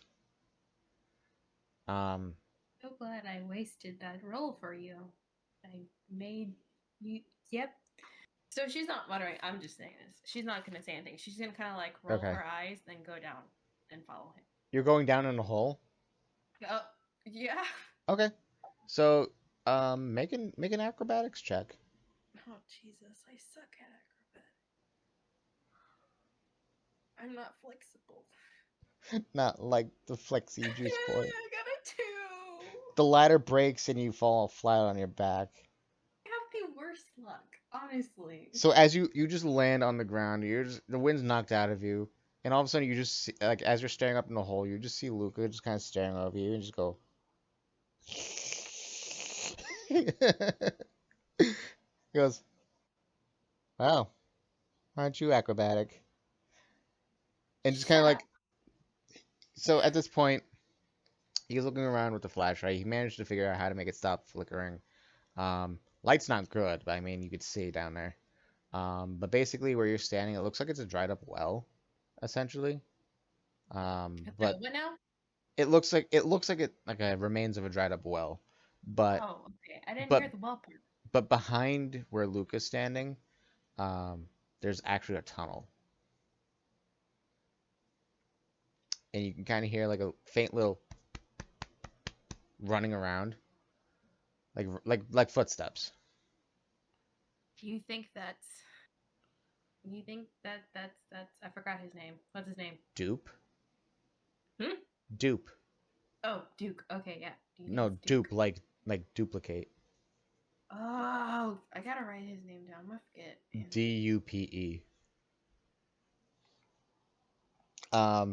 So Luca kind of looks over and goes, maybe. Um, and he just starts walking towards that way. And you just hear his footsteps, and you just hear it stop and go, you might want to come look at this. So obviously, I'm gonna walk over and look at it. What he wants me to So look at. what sounded like a weird, like a long hallway, it's actually very short. And what you're looking at right now seems like an underground utopian oasis. Um, like light crystals are hanging from the ceiling. There's buildings hanging from the ceiling as well as like essentially they look like stalactites and stalagmites, but on like a gigantic scale. You hear running water, like you see waterfalls. It's extremely beautiful to look at. Um, but essentially what you were experiencing before, or what you heard rather, is not reflected on what you're seeing in front of you. And you just hear Luca just go, "Holy shit!" And he turns back around and goes, problem." Can you elaborate? He just Problem? he points behind you guys and goes, He spins his finger, um, And if you look behind you, the door that the tunnel that you walked through is no longer there. And Great, we're trapped. he goes, well, how the hell did that happen? He walks over to like what would have been like what a tunnel would have been, and he just kind of like puts his hand there, and he goes, shit, we're trapped. And he rubs his fingers. It goes by black magic too, nonetheless. Of course, why wouldn't it be? And he starts You wail, know, like, oh, never and mind. he just starts wailing away at the wall, trying to like break through. Is he done with his juice box? He's done with his juice box. His juice box is gone. Nah, I can think now. Okay. Well, you still have to contend with the boom, boom, boom, boom of him punching the wall, trying to get out. I mean, I could say that's nothing compared to mine. So I'm gonna ask my brother and father again. Does this can I make anything out of any of this to get us out? So as you think this in your head, you actually experience the equivalent of what would be radio static. What now? I'm sorry. You can't Radio- you can't hear Oh, I them. can't hear them. Okay. So it's basically like Yes, I get it now. yeah. As soon as you said that, I was like, oh, it just took my brain a minute. Okay. my That's brain great. my brain don't work. No voice in head. It don't work. My brain don't work in anymore in real life. No So I think. basically kind of panic because I don't really know what else to do, and I've been trying to Okay. get them to be quiet. And the one time I need their help, I can't contact them. Okay, so I'm guessing you're starting to freak out. Yes. You're starting to lose your control, and also, oh, you just hear like the occasion like, because all the voices that you were suppressing just starts coming back to you. And then the earth itself kind of like starts to like raise, like pebbles and rocks just kind of like start to float up around you, starts to morph in different shapes. Um, Luca kind of like looks back, and his eyes just start to widen. He grabs your shoulders and kind of starts shaking you, looks at you dead in the eyes, and goes, "You need to calm down right now." So my eyes, I'm pretty sure, are widened, and I look over, and I'm like, calm down. I can't hear them. I can't. I don't know where they are at. I need them. I need to hear them. He just starts shaking you violently. He says, "You need to calm down right now." I can't if you could stop shaking me. It hurts. I mean, he made the voices stop, didn't it? I mean, that's true. It did. So as soon as you're like the you look like you're about to throw up. Lucas stops. He puts you down and and he kind of like looks at his hands again, kind of like rubs them, and goes, "What happened to you?" Oh, We're I gonna feel like, we're gonna cut it to Adrian with that question. of course. Adrian, Good, think of what I'm gonna say. Mm-hmm. Adrian. So you're back at HQ now. Yeah. You, Chilai, and Lockjaw, you just slammed his head onto the desk, and Joseph looks at it and goes, "Ugh, why did you just put a dismembered head on my desk?" Because this head has some useful information. Well, had some useful information. He's stroking his beard and goes, "Go on." So, I guess do I just, relay all the information to Yeah, him? basically relay it to him, and then, I'll just, you don't have to play it out. I'll just, basically, you just relay the info to him. Essentially, you just tell him you need to kick it back on, somehow. With that, not Jordan, Joseph picks up the head, kind of like looks at it, um, seeing if there's any insignias on it that he might recognize, since it did mention the catastrophe that happened about 3 months ago. Doesn't see anything. Lockjaw relays that it looks like reality itself was glitching. He kind of just gives Joseph gives him a look and goes, "Really?" Reaches underneath his desk, pulls out like this weird disc. Mm-hmm. Puts it in that disc. A shield comes down over it, and the head just starts floating in like suspended animation. And he goes, if that's the case, then this is a reality distortion creature that needs to be under careful supervision. And he just sighs and goes, I'm actually going to send this to HQ, and I don't want to do that.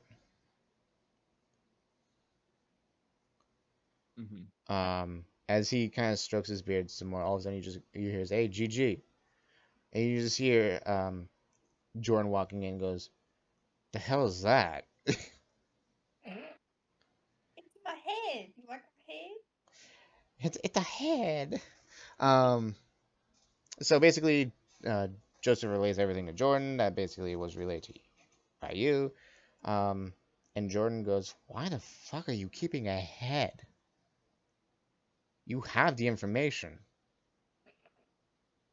I honestly don't know why we kept the head. I thought we were leaving it alone, but our fishy friend over here decided that he liked the head.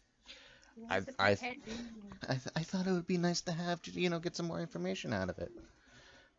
But we already discussed that it was just a head now, since it deleted all the information.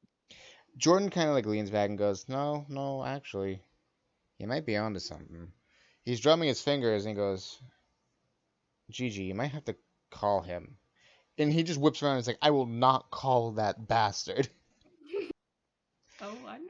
And he goes, it's electronic, and we need information. He goes, no, absolutely not.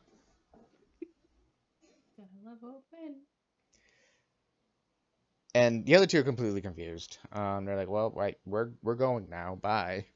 So they just leave. Adrian stays. Trying to figure out what the hell they're talking about. I think he knows. Do you know? You were there when they were talking about Shocker. Adrian was. I was. Oh, so yeah, you have an idea of what they're talking about. So Joseph just sighs. He looks at you, Adrian, and goes, I have another mission for you. Oh boy. At least this one's local. Oh joy. There is a power plant not too far from here, about a couple of city blocks to the east.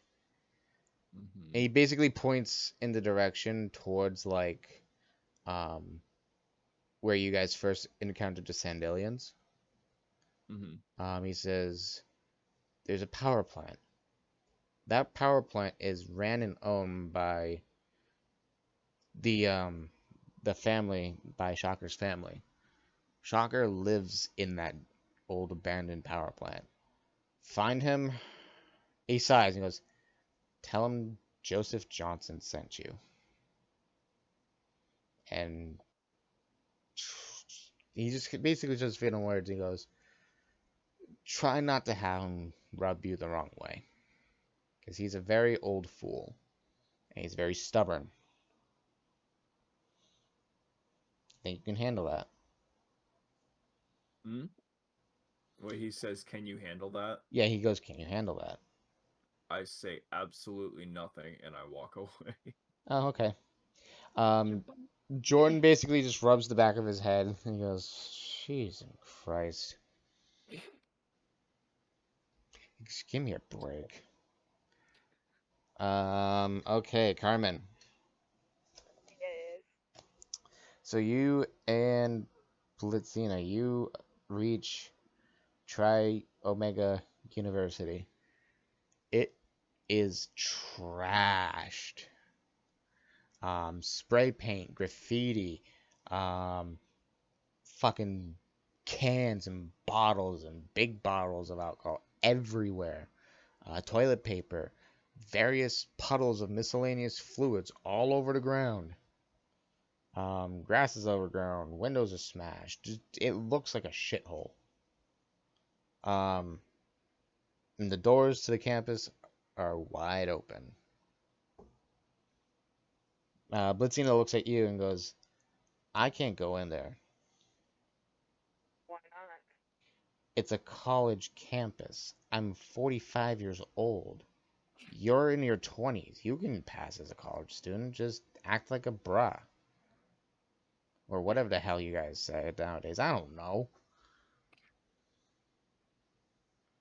At least you have all your limbs. She has no limbs? I guess I missed that part. Yeah, she has like a weird prosthetic Oh, now I on her remember. right I'm hand. sorry. You The float prosthetic. the floaty thingies. Yes, I understand now. It just took me a moment. I'm sorry. Continue. Yeah, so she just basically holds up her hand and waves her floaty thingies.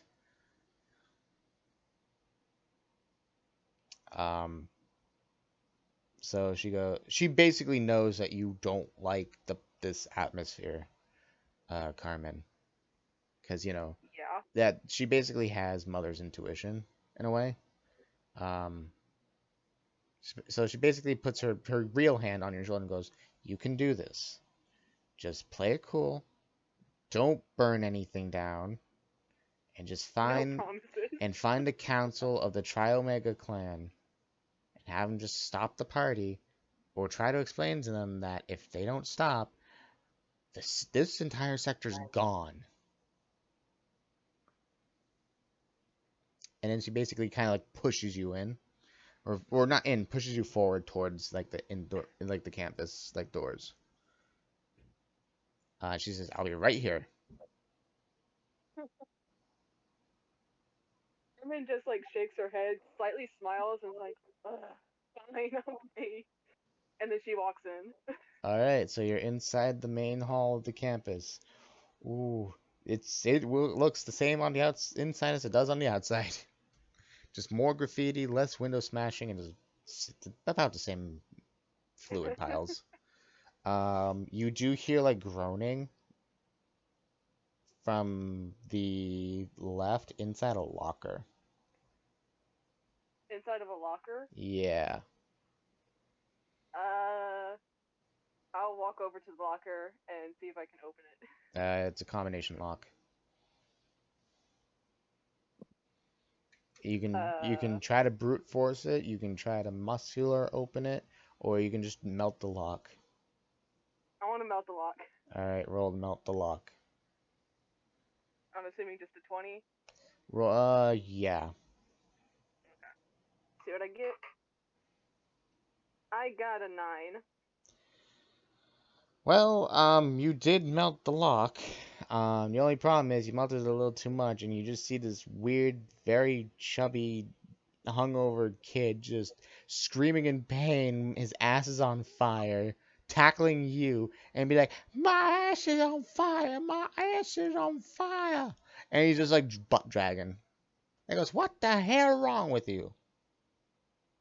You're welcome. You were stuck in a locker. "I wasn't stuck in the locker. I was taking a nap." And this you finally get an actual look at this kid. This kid is fat. I mean, fat. He like his love handles have love handles. Fat. He his cheeks are just drooping, and basically he can just go like Did you freaking put that image in my head? like his face is just droopy. His teeth, he has only like two teeth. His eyes are all squinty from the hangover and the withdrawals, and he's just looking at you like, what the fuck? Would you prefer to have been stuck in a locker? I mean, come on. He was taking a nap, he says. Why in a locker, though? That's what I'm gonna ask him. It's like, why in a locker? 'Cause it's the old press that don't smell like shit. This is true. This place smells like a freaking ass. Wasn't always like this, and I wasn't this fat. I mean, granted, I was still a little husky, but still, I didn't have all these handles that make me go woo woo woo woo. And as he going woo woo woo woo, he's just like tapping his love handles up, and they just make these weird flapping sounds. It's a very Sorry, I it's a very it's a very weird image of him just poking his love that is a handles and they very just weird flap. image. He just goes woo doo doo doo doo doo doo. Carmen rolls her eyes, but she's like, I'm sorry I burnt your ass, but can you help me? Maybe I can, maybe I can't. What do you need? I'm looking for the office. Is that what you said? Well, the office, yeah. He kind of like rubs his head and he goes, It's upstairs somewhere. I don't know, man. It's too early. And he kind of like walks over towards like what looks like a park bench. He just kind of like lays down and he like puts his arms underneath his head. And he goes, "It's too early. Wake me up tomorrow." And then Cries and just leaves. yeah, and Not wanting to deal with his shit. as you walk away, you just hear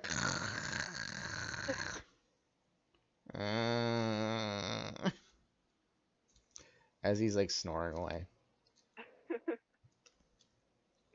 He So, goes upstairs. or you do go upstairs. Cool. Yeah. So down the hall. Still smells like shit. I'm Not assuming as the whole place smells like don't, shit. yeah, let me just say the whole place smells like shit. The You whole do place smells like the realize, freaking gym locker. oh no, it's worse than that, trust me. I'm sure. There is actually one more floor going up. However, you can explore this floor if you'd like. Because he didn't specifically say how many floors up. This is true. I'll explore this floor. Okay, make an investigation check. Okay. 18. 18, cool. Basically this floor is just full of classrooms. There's classrooms in there for math, which are you realize that a bunch of the rooms are actually empty and they're actually neat. So you actually see a lot of students sleeping in those rooms. Like what would be the English room is completely clean, neat, and just full of bedrolls. Same thing with the math, same thing with the history, same thing with like what would have been like geography. There's one building, well, not building, one room like type, and it's actually the biggest room. That's not like this, and it's like the sciences room. That thing is fucking destroyed. You can probably imagine why. Why? Drugs and alcohol. Awesome. Just Yeah, just awful. It's a bad. There's still some people sleeping in there. You think? Um, you just kind of like you don't even bother. You just acknowledge that that's there and you go, and you just walk away. Besides that, there's not really too many offices up there. There's a couple of offices, but I mean, nothing really is like the office you're looking for. And they look equally either trashed or they're just used as like sleeping quarters. Mhm. Just to try to get away, because I don't know if you noticed, but there's actually no music inside. There's no music inside the school? There's no music inside the school. You do hear Oh, okay. you hear it faintly, despite the you assume that it's coming from outside, from like the rooms that have all the glass shattered. But you do kind of hear it upstairs again. Um, so you can travel upstairs if you'd like. Yeah, I'll keep going up. Okay, so you go up the final floor, and this floor is actually immaculately clean. Um, it doesn't smell. It actually smells like lavender. Um, it's spotless. There's no graffiti. There's nothing. There's like no damage at all. There's no vandalism, nothing like that. And there's one door at the end of this hallway. And it's decorated with like polished rosewood. It's a polished red rosewood door with like these ornaments around it. Um, you can kind of hear the bass again from that room, and you can also see underneath the foot crack, like of the door, like lights changing colors.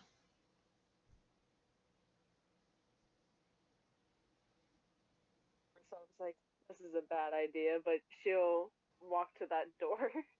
And you're gonna open the door. I'm gonna open the door. All right, you open the door. The music's blasting, but it's not as loud as what it was outside. But it's like if someone turned the speaker up to maximum volume.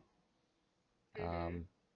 It's just blasting the same rave music as it outside, and you're just greeted with these three big, beefy, ripped dudes, shirtless, with the Omega symbol painted on their stomach, just fucking just rocking their heads, holding a can of like the equivalent D&D version of White Claw, just fucking just jamming out.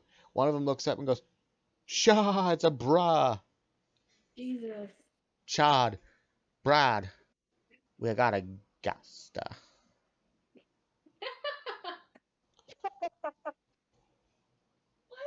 Welcome to the Chad Club, home of the Chads. My name's Chadley. How can I be your Chad for the day? I don't envy you. Oh, Twitch. All right, Lauren. Lauren, let's leave Damn it. let's leave Twitch with that. Um, Lauren, what happened to you? Okay. So, I'm so glad I wrote this down. So, as soon as he says that, I think I remember a memory from way back, quote unquote, last episode, where Joseph told me I should tell someone. Okay. So I take various deep breaths and I kind of tap my thigh, kind of in like a jittery manner, and I look up and I whisper, "Do you promise not to tell anyone?" Okay. He kind of just gives you a look and just kind of gives like like a very faint nod yes. You don't have to play this out, but you can essentially say you can just told him everything. Yeah, I Um, see. okay, so you just tell him everything.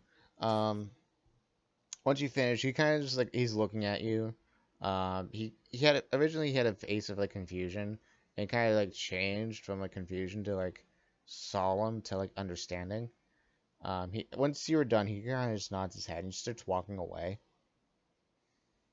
Um, he stops, he looks back at you, and is like, "Well, you gonna help me find an exit or not?"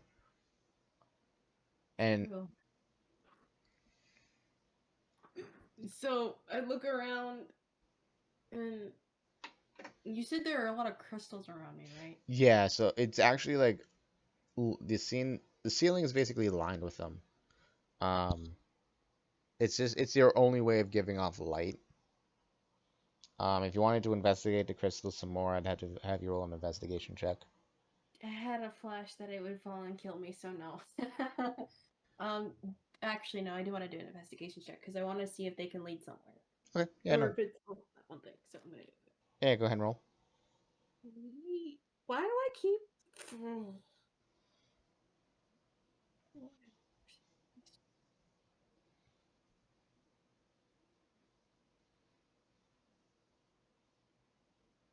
17.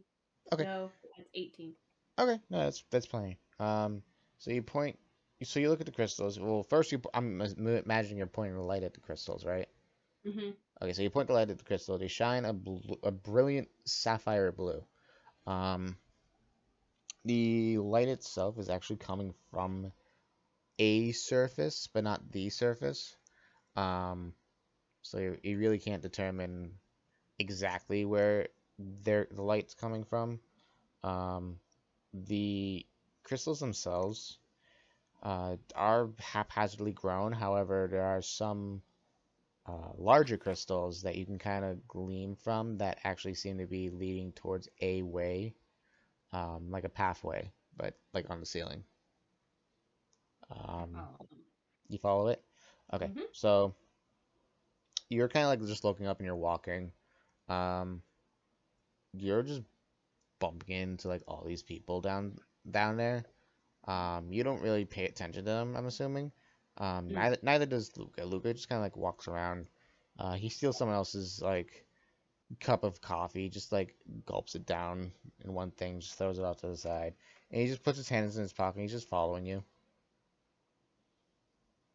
Uh, Wait, there's people around me. Oh, I thought we were alone. no, there's people around you.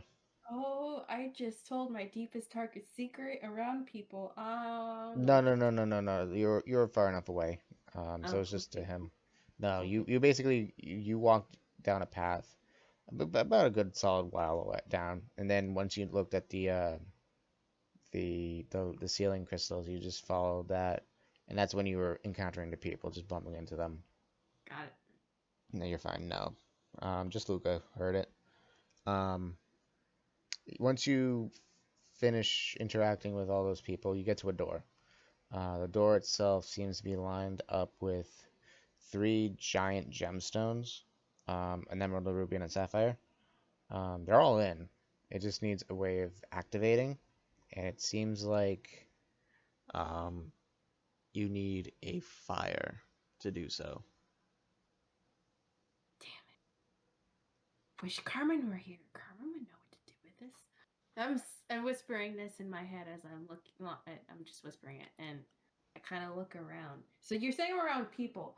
Oh, I would like to ask someone if they have a lighter. Okay, so you walk up to this one person, and you ask them if they have a lighter, and they go, "What is lighter?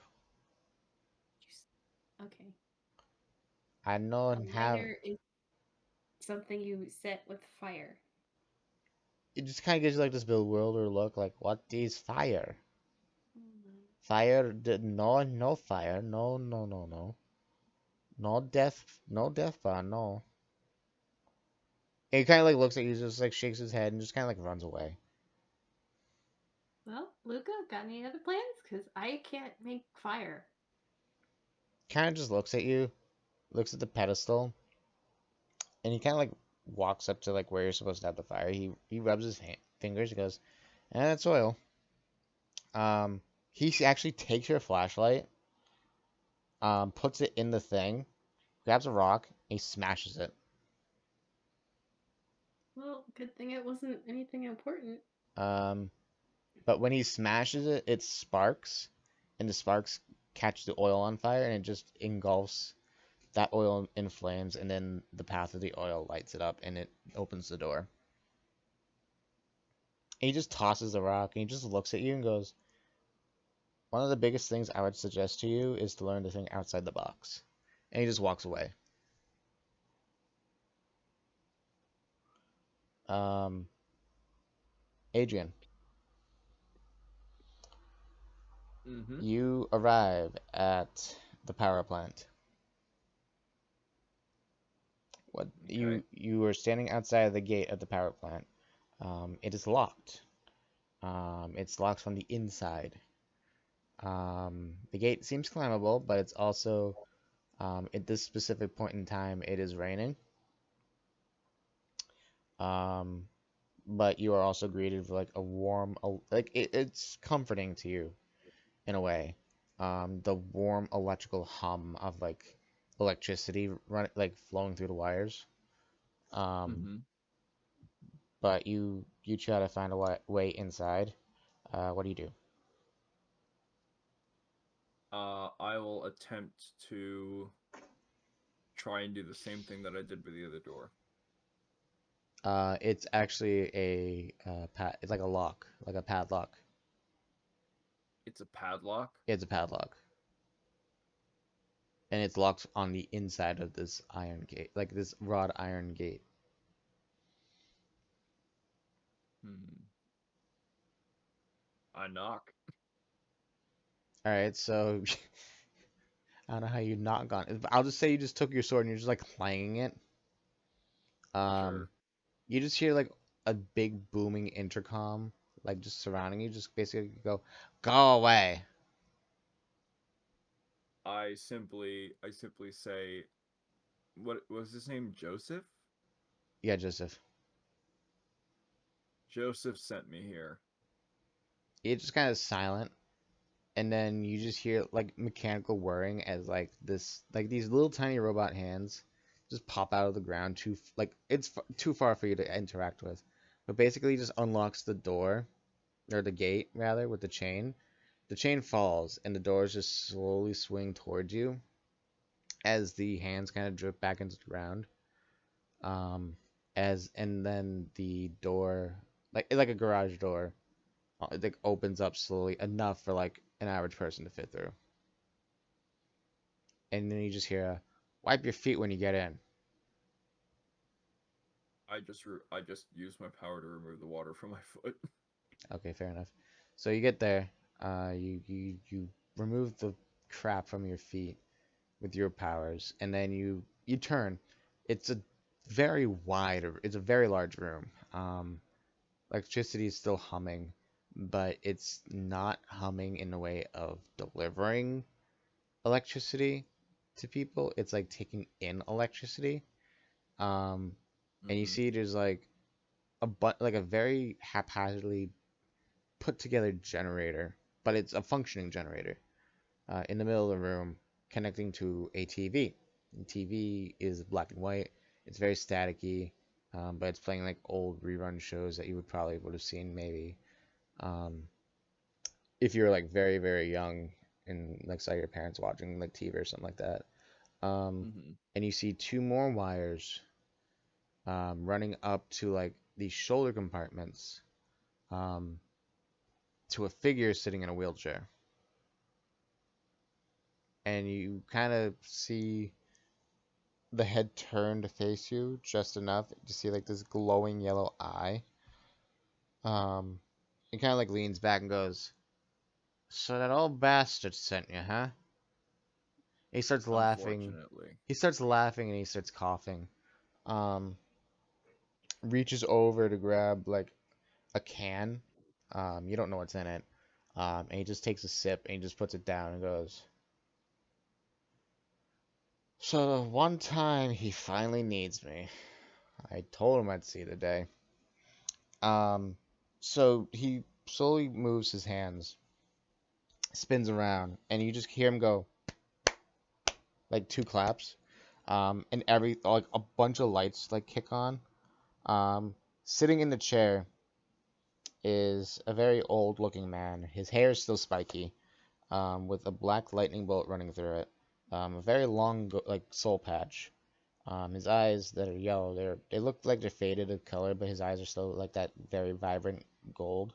Um, Two clamps actually attached to like this shoulder pack, like attached to his shoulders that look like they're generators. He's still in his hero costume. He looks at you, goes, "The name's Shocker. I'm a former pro hero."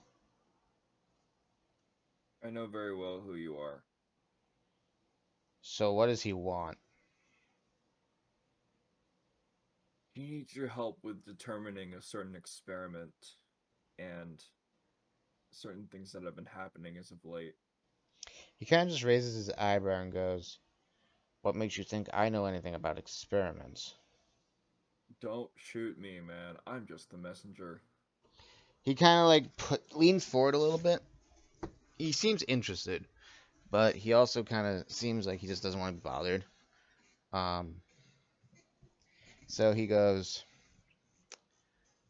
"Did he mention what the experiment was, or did anything mention what the experiment was?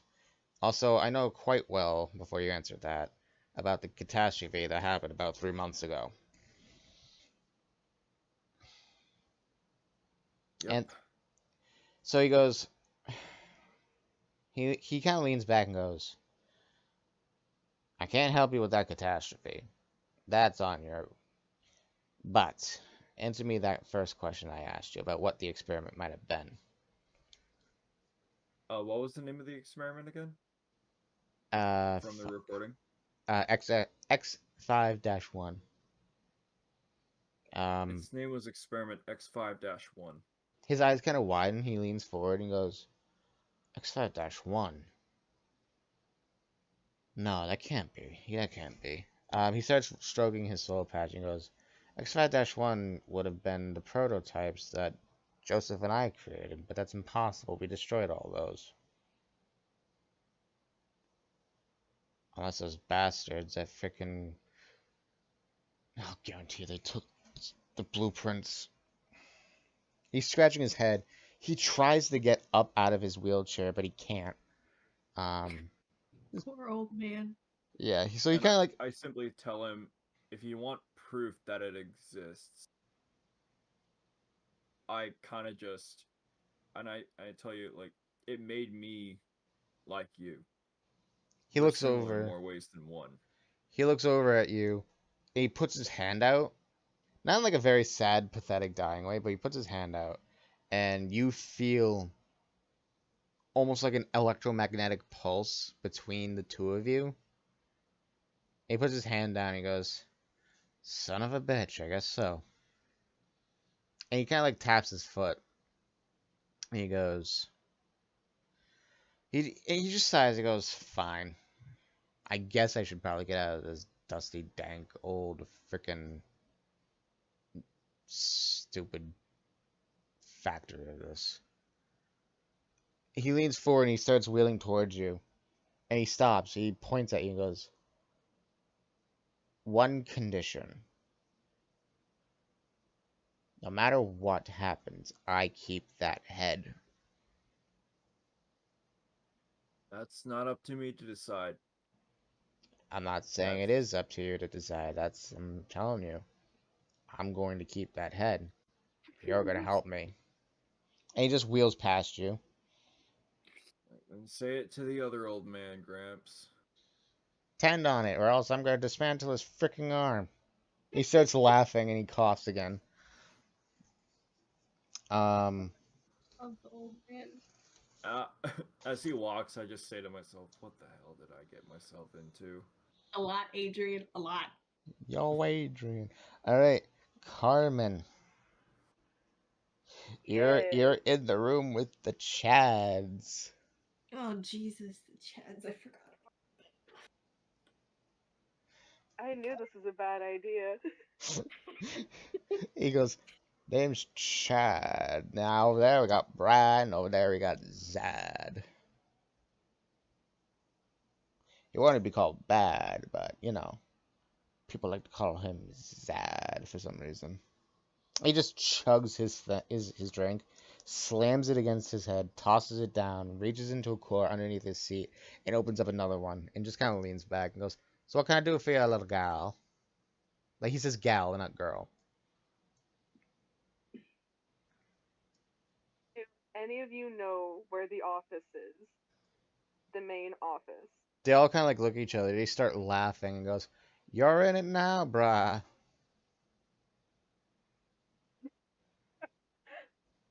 What was I looking for again? You're I was like, looking, don't remember. you're looking for the Council of the Triomega, which happens to be right in front of you. You need to find a way to turn off the mute. You need to tell them to turn off like the part. They need to stop the party. Look, guys, you need to stop this party. He's, Talk like Chad though. You have to stoop down to their level. they're all looking at each other like, No. bruh. We don't stop partying for nobody, right, Zad? And Zad just goes, cha, brah. And he's just holding like a fucking like big ass stogie bong. Um, it's big. It's thick as a leg. Um, That boy. and then he goes, "I don't know, but maybe Brad might have something to say about it. What about you, Brad?" And Brad just goes, "Ugh." Like he just burps. And he goes, "Ah, cha, brah." And he goes, "Sorry, Brad's spoken, Zad's spoken. Party don't stop for nobody." Sigh and like rub my eyes. It's like, oh fucking hell, I hate these things. Zad just kind of goes, Do you guys?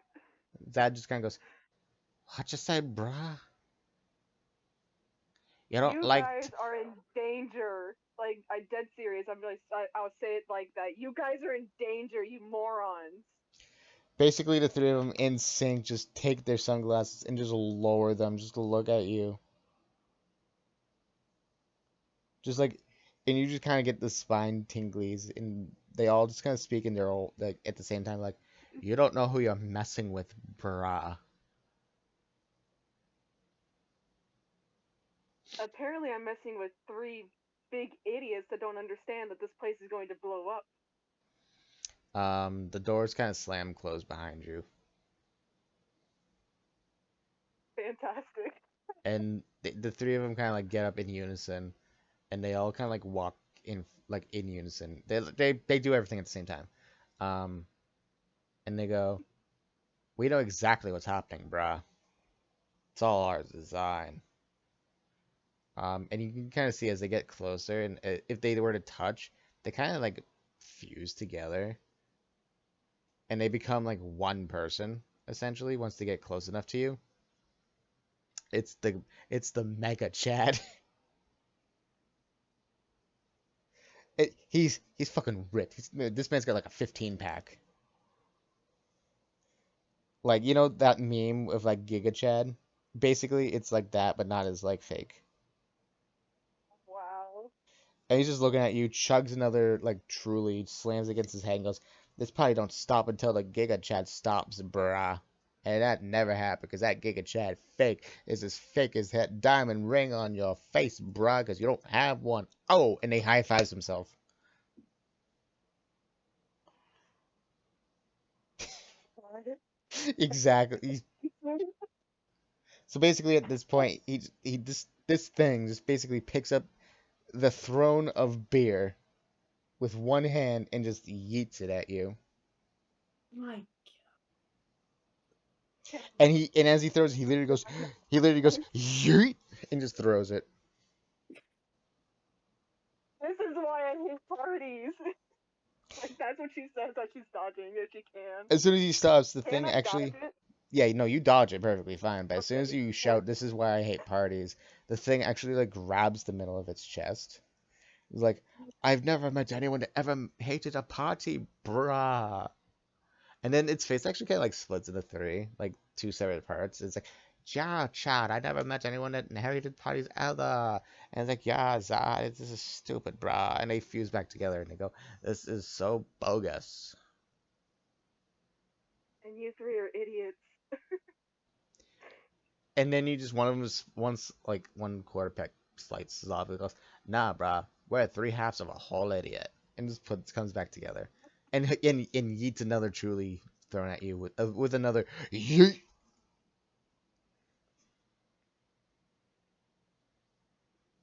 How small is this room? 10 by 10. I wonder. If you want to burn this thing, you can burn this That's what I thing. was gonna say. I want to burn it. Burn it. Roll to I want burn. to burn it. You are. Or I do want to say, if you do light your fire and you are successful in lighting your fire, I need you to make a con save because alcohol, even though in small amounts, it is explosive, and you are in a closed room. Yeah, that's what I was asking. You D20, you right? yeah, D20. Read Okay. D20 to attack, D12 to your magic, and if you hit Okay. it, and then another D20 for your con save. Okay, so I got a 12 for the D20. You said a D12 Yeah, next? yeah. No, that hits first of all. Barely, but Okay. it hits. I got a 12 for the 12. Okay. And So I'll say that what was the does last one? you'd have to make a con save. So basically, Oh, con save. you attack this thing. You launch like a freaking Hadouken style fireball at this thing. This thing just basically goes, "Arr!" And I'll say it does like 24. I'll just say it does 25 points of damage. This thing hits back. It's still on fire. It's burnt. It's on fire. Um, and a drop of it actually lands on like 100 proof moonshine, which is flammable. Um, what's your con If save? you want to know my con save, it's Yeah. an 8. Oh, well, you know what? I'll say double. I'll say that it'll be a 16 because you do resist fire since you are a fire Okay. person. So that's double. So that's 16. So all of a sudden it just goes, and the freaking room just explodes. Actually blows a hole out of the building itself, and all of a sudden it goes,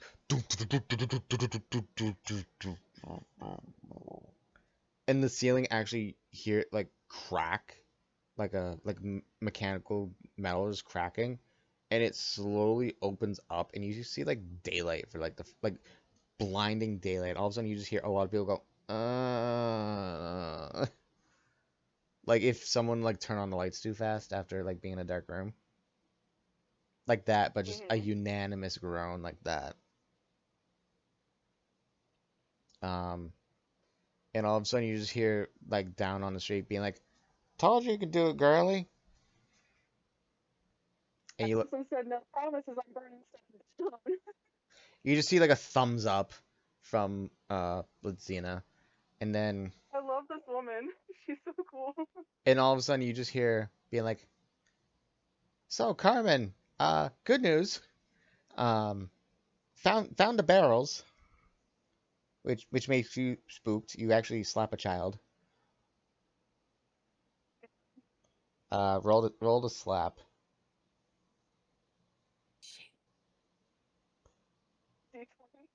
D20. Let's D20. see. The I got a sad 17. 90. So he didn't stop. He didn't phase like in time. So it's like a little. He goes, ow. Okay. Has Ghost Boy been there the whole time? Yeah, he just kind of like popped in like recently. He's like, hey, so good news. No, he didn't explode. He's fine. Okay. He knew where you were because after that, so he just kind of like flew over with his ghostly woo, and then he just popped in, and then you just lightly slapped him. Well, you slapped him hard. I mean, it was he kind of reacted enough for you to like just a little slap. So he was just like, ow, okay, hi. So found the barrels. He's just rubbing his cheek at this point. He goes, one's over there. He points towards like the eastern gate. He says, another one's over there. Points to the northern gate. He says, and one more is over there. And points to like another gate, which all three gates you didn't walk through originally. He goes, also they all have kind of like a timer. We're fucked. What's the timer at Ghost Boy? Last time I checked, I saw like 5 minutes, and it was like flashing at 5. And I think that thing has the remote. He points down to like where the Mega Chad was, and it's holding it. It's shaking, and it just pushes the button and just dies. So The remote dies or the Chads die? the Chads die. The Chads died, but Oh, they pushed a button to end their last dying breath. So all of a sudden you just hear like this huge sector-wide siren going. Cha, brah, Operation Potty Poopa is in effect. T minus 5 minutes till total annihilation. And then you see like a bunch of billboards change to like the timer.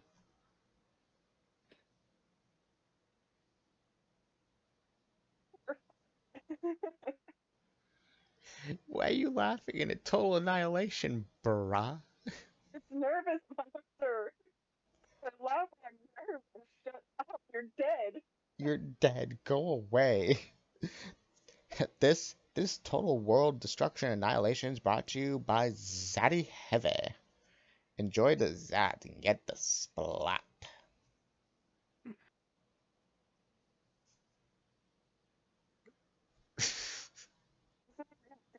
Down It, to where Blitz is, and like, or Blitzina is like, we're fucked. she looks around. She goes, "Yeah, we need to get everyone out now. That's a problem." Is the party over? Did I stop the You party? did stop the party. The party's open. The dome at this point is fully open. They realize Yay. what's happening. You hear mass panic. You hear screaming. You hear more panic. You hear my watermelon, and then you just hear like you hear stampede. Awesome. Like in Chaos. all chaos, absolute chaos. So the chat before we did this thing. Oh no, it's just more. It's more than that. Jeez. It's worse. It's much worse than that. It's not even good chaos. Let's see, Lauren. While that's happening, you actually hear a rumble like above you as you enter that door, and then you hear the a very muffled like, T minus like 5 minutes until the total annihilation, bruh. So you're underneath that sector. Oh no! I don't know this, but I'm just saying. No, there's you no- don't. You don't know that. You're like, what? Then And then you just see Luca look up and goes, I think that said T minus 5 minutes until total annihilation. Why did it sound like a freaking beach bum? Seriously? That's what you're confused on. Total annihilation, and you're confused on why I sound like a beach bum. Move your ass and get to the end of the hall now. That's We should probably get. Well, actually, no. We should probably get the people out of here. But they didn't seem like they knew where they were, or they didn't want to leave. Well, see, the problem is we don't know where we are. We don't know what's going on. It sounds like something's going on up there. I kind of don't want to go up there. He kind of like looks around and goes, and on top of that, this is a dead end room. Nice. You do realize what's gonna happen up there is gonna come down here because we're in a literal tunnel. So if it explodes up there, it's gonna just kind of trickle down and kill us all. So He goes, yeah, and that's I don't. great. He goes, and I don't know if you realize it, but and he slaps the wall. And goes, this is a dead end. So while you're trying to figure out how to save people that don't want to be saved because they don't know what even a freaking fire is, we need to try to figure out how to get out of here ourselves, because if that thing explodes, there's going to be a shockwave, like you said, that's going to cause everything to collapse, which means we're going to suffocate. So let's focus on trying to find a way out first before we worry about getting everyone else out here first. Matt, your voices are killing me right now. Jesus. Okay.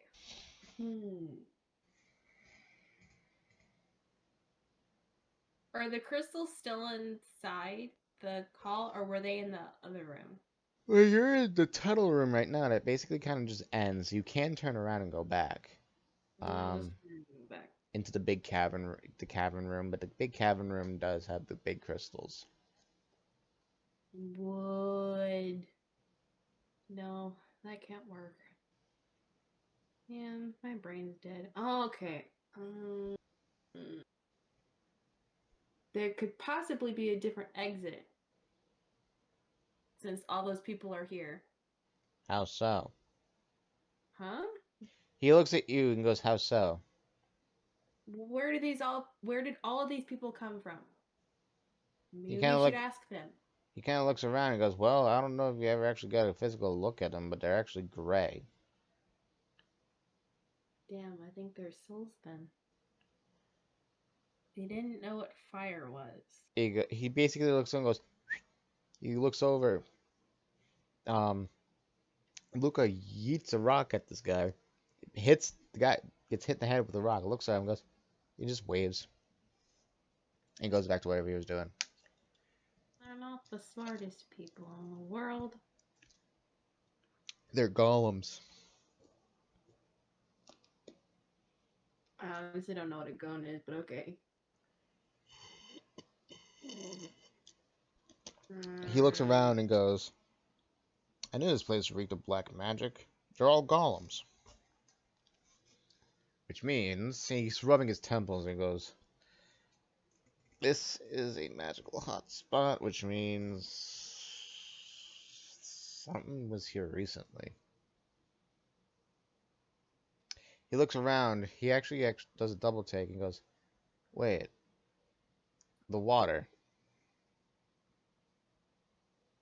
Damn it. I was going to say that about the water, but I forgot. He walks over and his tail kind of like flicks and goes, we can use this to find a way out, but the only problem is we don't know which way it's flowing. If it flows down, could flow into a deeper cavern, which means we could be digging ourselves a bigger ditch. We could try going up, but that also could lead us to a dead end or a natural spring underground still. So, he looks at you and goes, pick a direction. Up. I'll go up. Cool. Mm-hmm. He goes, okay. He takes his arms, he stretches them out to the point where he can grab two stable stalactites. He looks back at you and goes, grab on. Yeah, grab on. Alright, so he basically slingshots the both of you up over like this very tiny crack in the waterfall. You're both wet. Yelp of surprise. But then you guys resurface and you see another much larger, much higher waterfall. But it does lead out. Well, there was our exit. We should have done that the first time.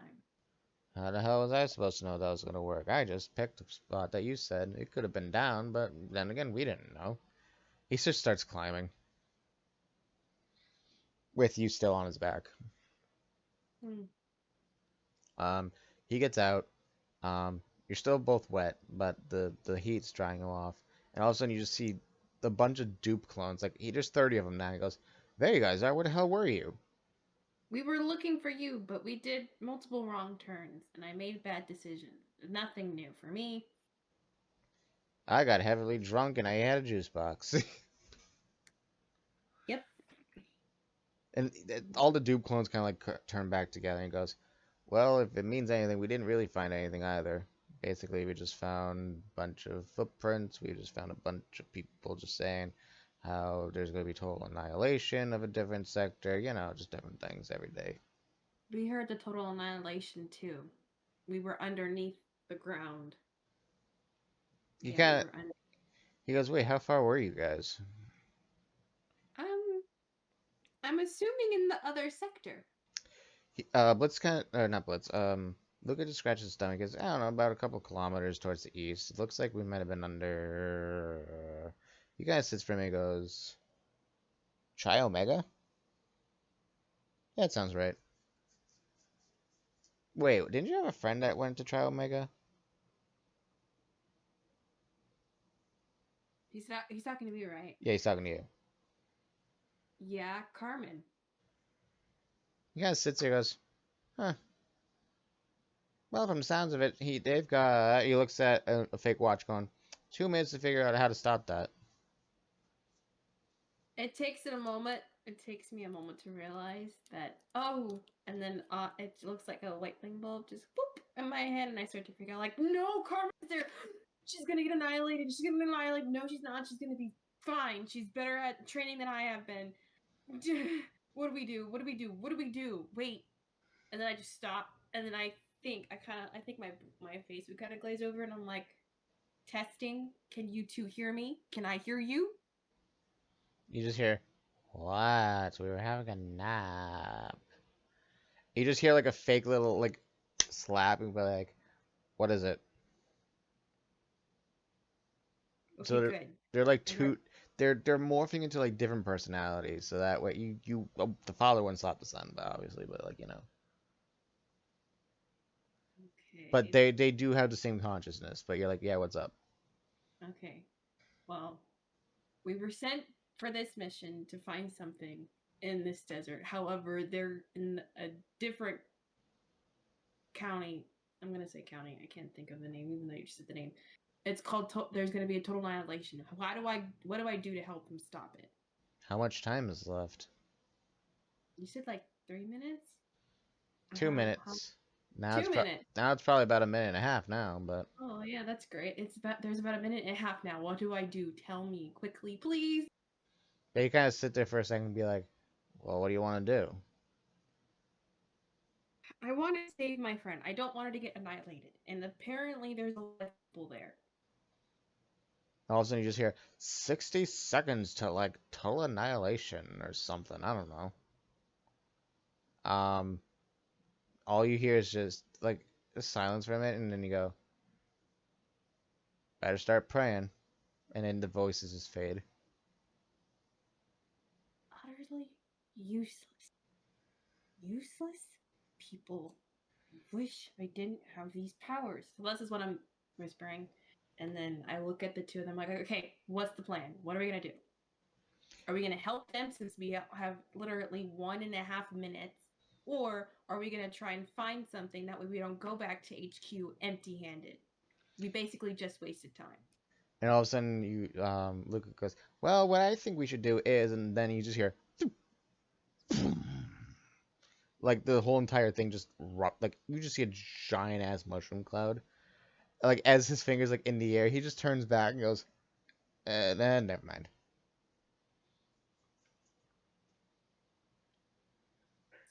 So I try not to. Oh my gosh. Just basically all my friends, they're all dead.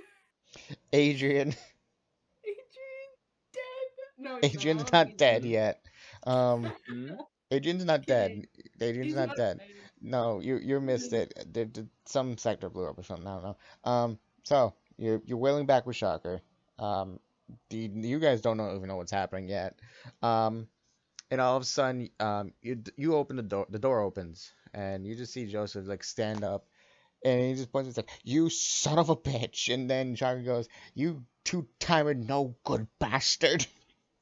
It's like, I should have kicked your ass long time ago, back 50 years ago. It's like, I should have electrocuted you and should not have brought your arm. They hug each other and you go, oh, it's so good to see you again. Yeah, oh, so good, so good. So what do you want, you old timer? Adrian, you're just confused. Jordan's just looking at him like, what the fuck? I just leaned back on a wall and just dumbfounded. I'm like, what on earth just happened there? I couldn't tell you.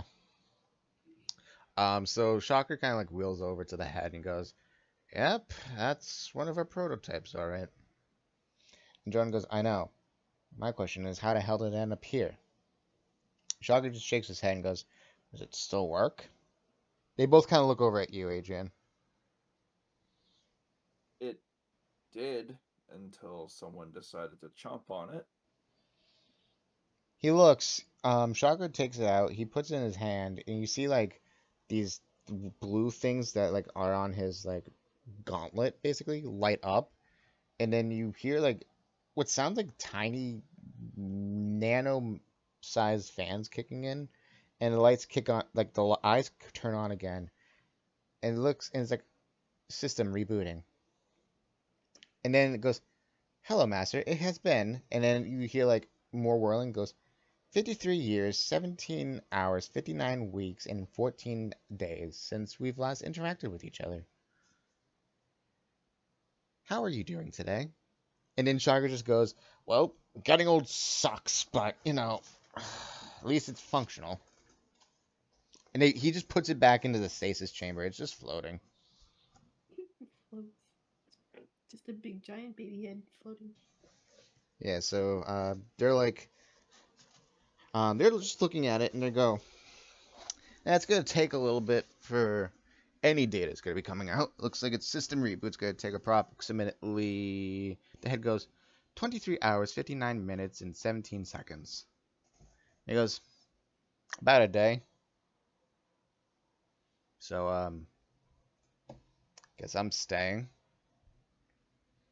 And then Joseph basically goes, "Well, he kind of like dusts his real arm, goes, got a spare room upstairs. You're welcome to stay, I guess."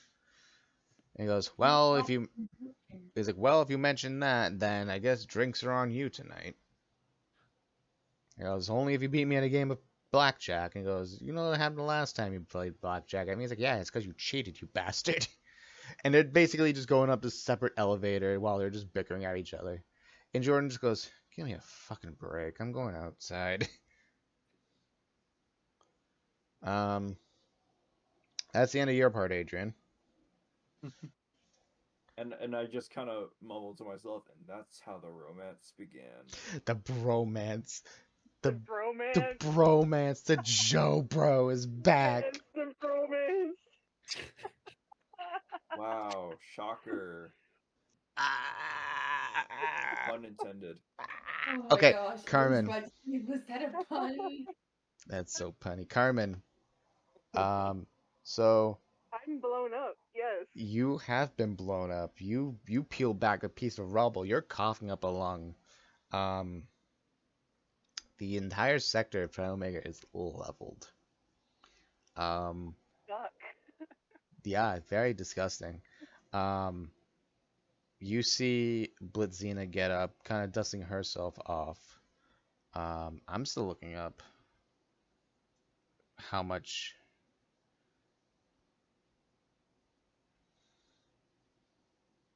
nitroglycerin, what it makes. I spelled nitroglycerin wrong, but you know what? I don't care.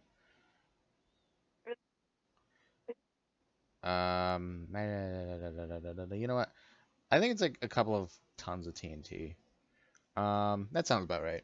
I'm probably wrong. Um, so It's D&D. There's no yeah, no, logic. no, there's like yeah, no, there's no magic. It's basically a ton of TNT just went off, and you look around, and you can't find Will. So I you swear to God. so you start digging through rubble, and you just see Will just laying there. You know, he's underneath a good amount of rubble, and you're trying to shake him. You can't wake him up. Um, and you hear a heartbeat. But he's not responding. He's not responding right now.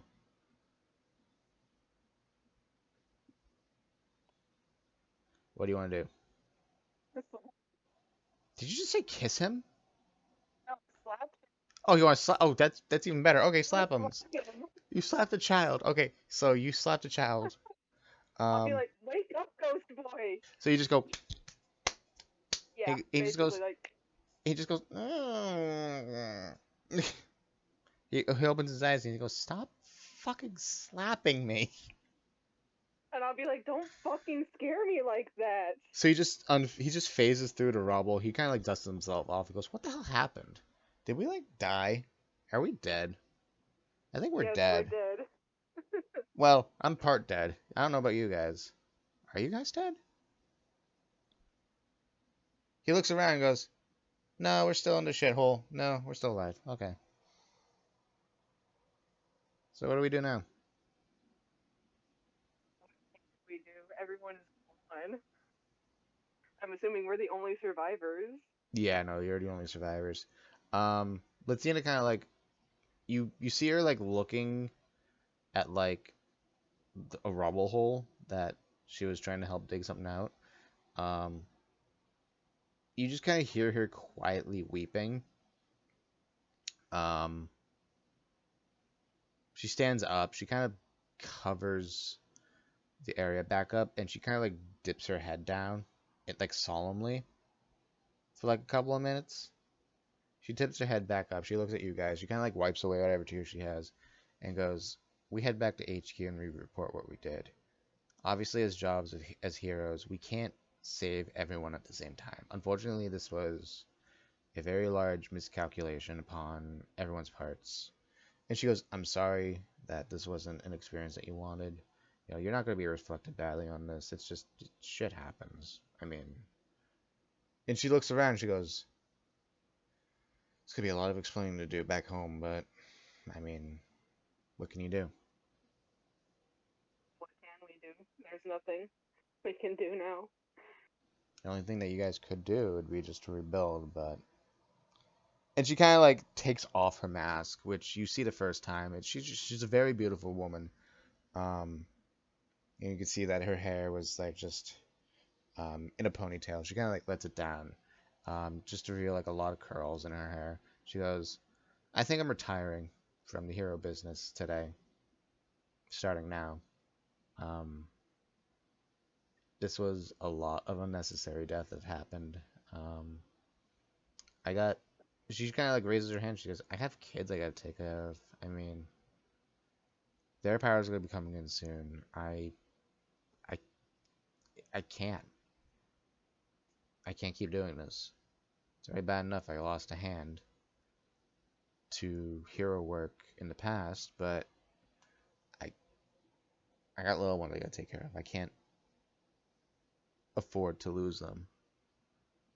And she basically just hands you her mask, Carmen, and goes, "Report. Tell Jordan what happened. Tell Joseph what happened, and tell him that I thank him for everything he's done for me, but this is it. I'm going back to my home continent that's about halfway across the world. I mean, if he ever needs me, I might help him out, but besides that, I mean, I can't do this again. This was a horrible mistake that should never have happened." And with that, she ends up just starting to walk away. Before she walks away, Carmen lifts the mask and then back up at her. He's like, do you have any advice? I never wanted to do this. She stops, she looks back, and she kind of like stares at the ground for a minute, and she goes, "No one ever wants to be a hero at first when it first happens. The idea is nice, but when you suddenly have powers, it's like a whole different world. My advice to you would just be to." She kind of like pauses and she goes, "Don't do anything solo. If you can rely on people that you trust, then you'll be in good shape. You should never do anything by yourself. Unless, obviously, you have to. But I mean, 9 times out of 10, I worked with a team until my team disbanded due to just being too old. I thought I could handle everything solo, but I can't anymore. So definitely have people that you can trust and rely on to be a team. And then just find out what each other's strengths and weaknesses are and just go from there. And as far as your powers go, since I kind of got a sense of it, you have potential, but as far as what I could possibly teach you, I can't teach you anything. You're more of a controlled burn. I'm more of a rapid. And she kind of like flicks her fingers, and like it just it explodes. Like the snap causes an explosion, like a small one, but like enough to get the point across. Mhm. So she goes, I could probably teach you one move that could probably involve overlapping my technique and your technique, but it's totally up to you. But besides that, I really can't offer too much advice. To learn. She kind of nods her head. She looks at the rubble, and she basically makes her hand like as like a fist, but with a small opening as much as possible. And then she ends up just flicking that hole, causing like a concentrated fireball to shoot out of it, hitting the piece of rubble and just piercing it all the way through, and exploding at the end of that pierce once it hit the ground. Um, she said, I call that the armor piercing shot or AP shot. You can do whatever the hell you want with that. But that's one of my signature techniques. I offer it to you, and you can do what you wish with it. Thank you. She nods her head, and then she just walks away. And then Will kind of looks, and she goes, she's so cool. Yeah, she is. And he kind of like looks at you, looks at her, looks at his hand, and he kind of like snaps his fingers, and he creates like these like greenish flames. He goes, look, I can do what you can do. How the hell did you do that? He kind of looks and goes, I don't know. I just looked and I did it. Didn't think I could till now. And he kind of just like throws his hand to like law a fireball, but his hand's still on fire. So he's just waving his hand around furiously now, trying to put out the flame. Just close your hands. He looks, he closes his Just close your hand. fist. He makes a fist. The flame grows bright. And he goes, "Ah!" It doesn't hurt, but it's weird. It feels like I'm being licked by like thousands of cats. Help! I don't even like cats that much. Help me! Just grab his hand and like just like hold his hand. It's like stop.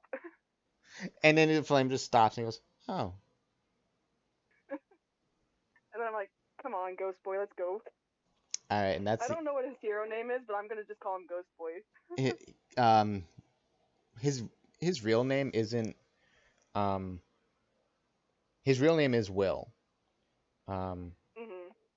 he calls himself William Wisp William Wisp. cause Willow Wisp. Yeah. His real name is William Spencer. Well, I'm gonna call him Ghost Boy. Or you can call him Ghost Boy, that's fine. Alright, that's the end of your Carmen will call him Ghost Boy. okay, so that's the end of your part, Carmen. Um you finished Adrian's, so it's Lauren's. Lauren's that's left. Um Lauren, make a wisdom saving throw right now. Oh, damn. Okay, hold on. Eh, eh. I got it.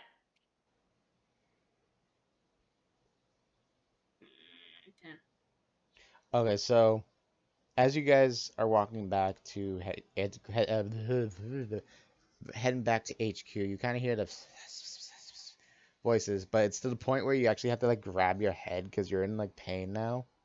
Mm. And you kind of like stop. Both Dupe and Luca kind of look back at you and like, "You all right?" Yeah, I'm good. Dupe kind of like nods and walks away. Luca just kind of squints at you, And then he just kind of like turns around and he starts walking. But the whispers, the incoherent whispering, kind of just slowly morphs into, she'll make us whole again. She'll make us whole again. She'll make us whole again. She'll make us whole again. If you couldn't hear what that said, it just said she will make us whole again. Got it. And that is where we'll end tonight. Dun dun dun. Dum, ba, ba.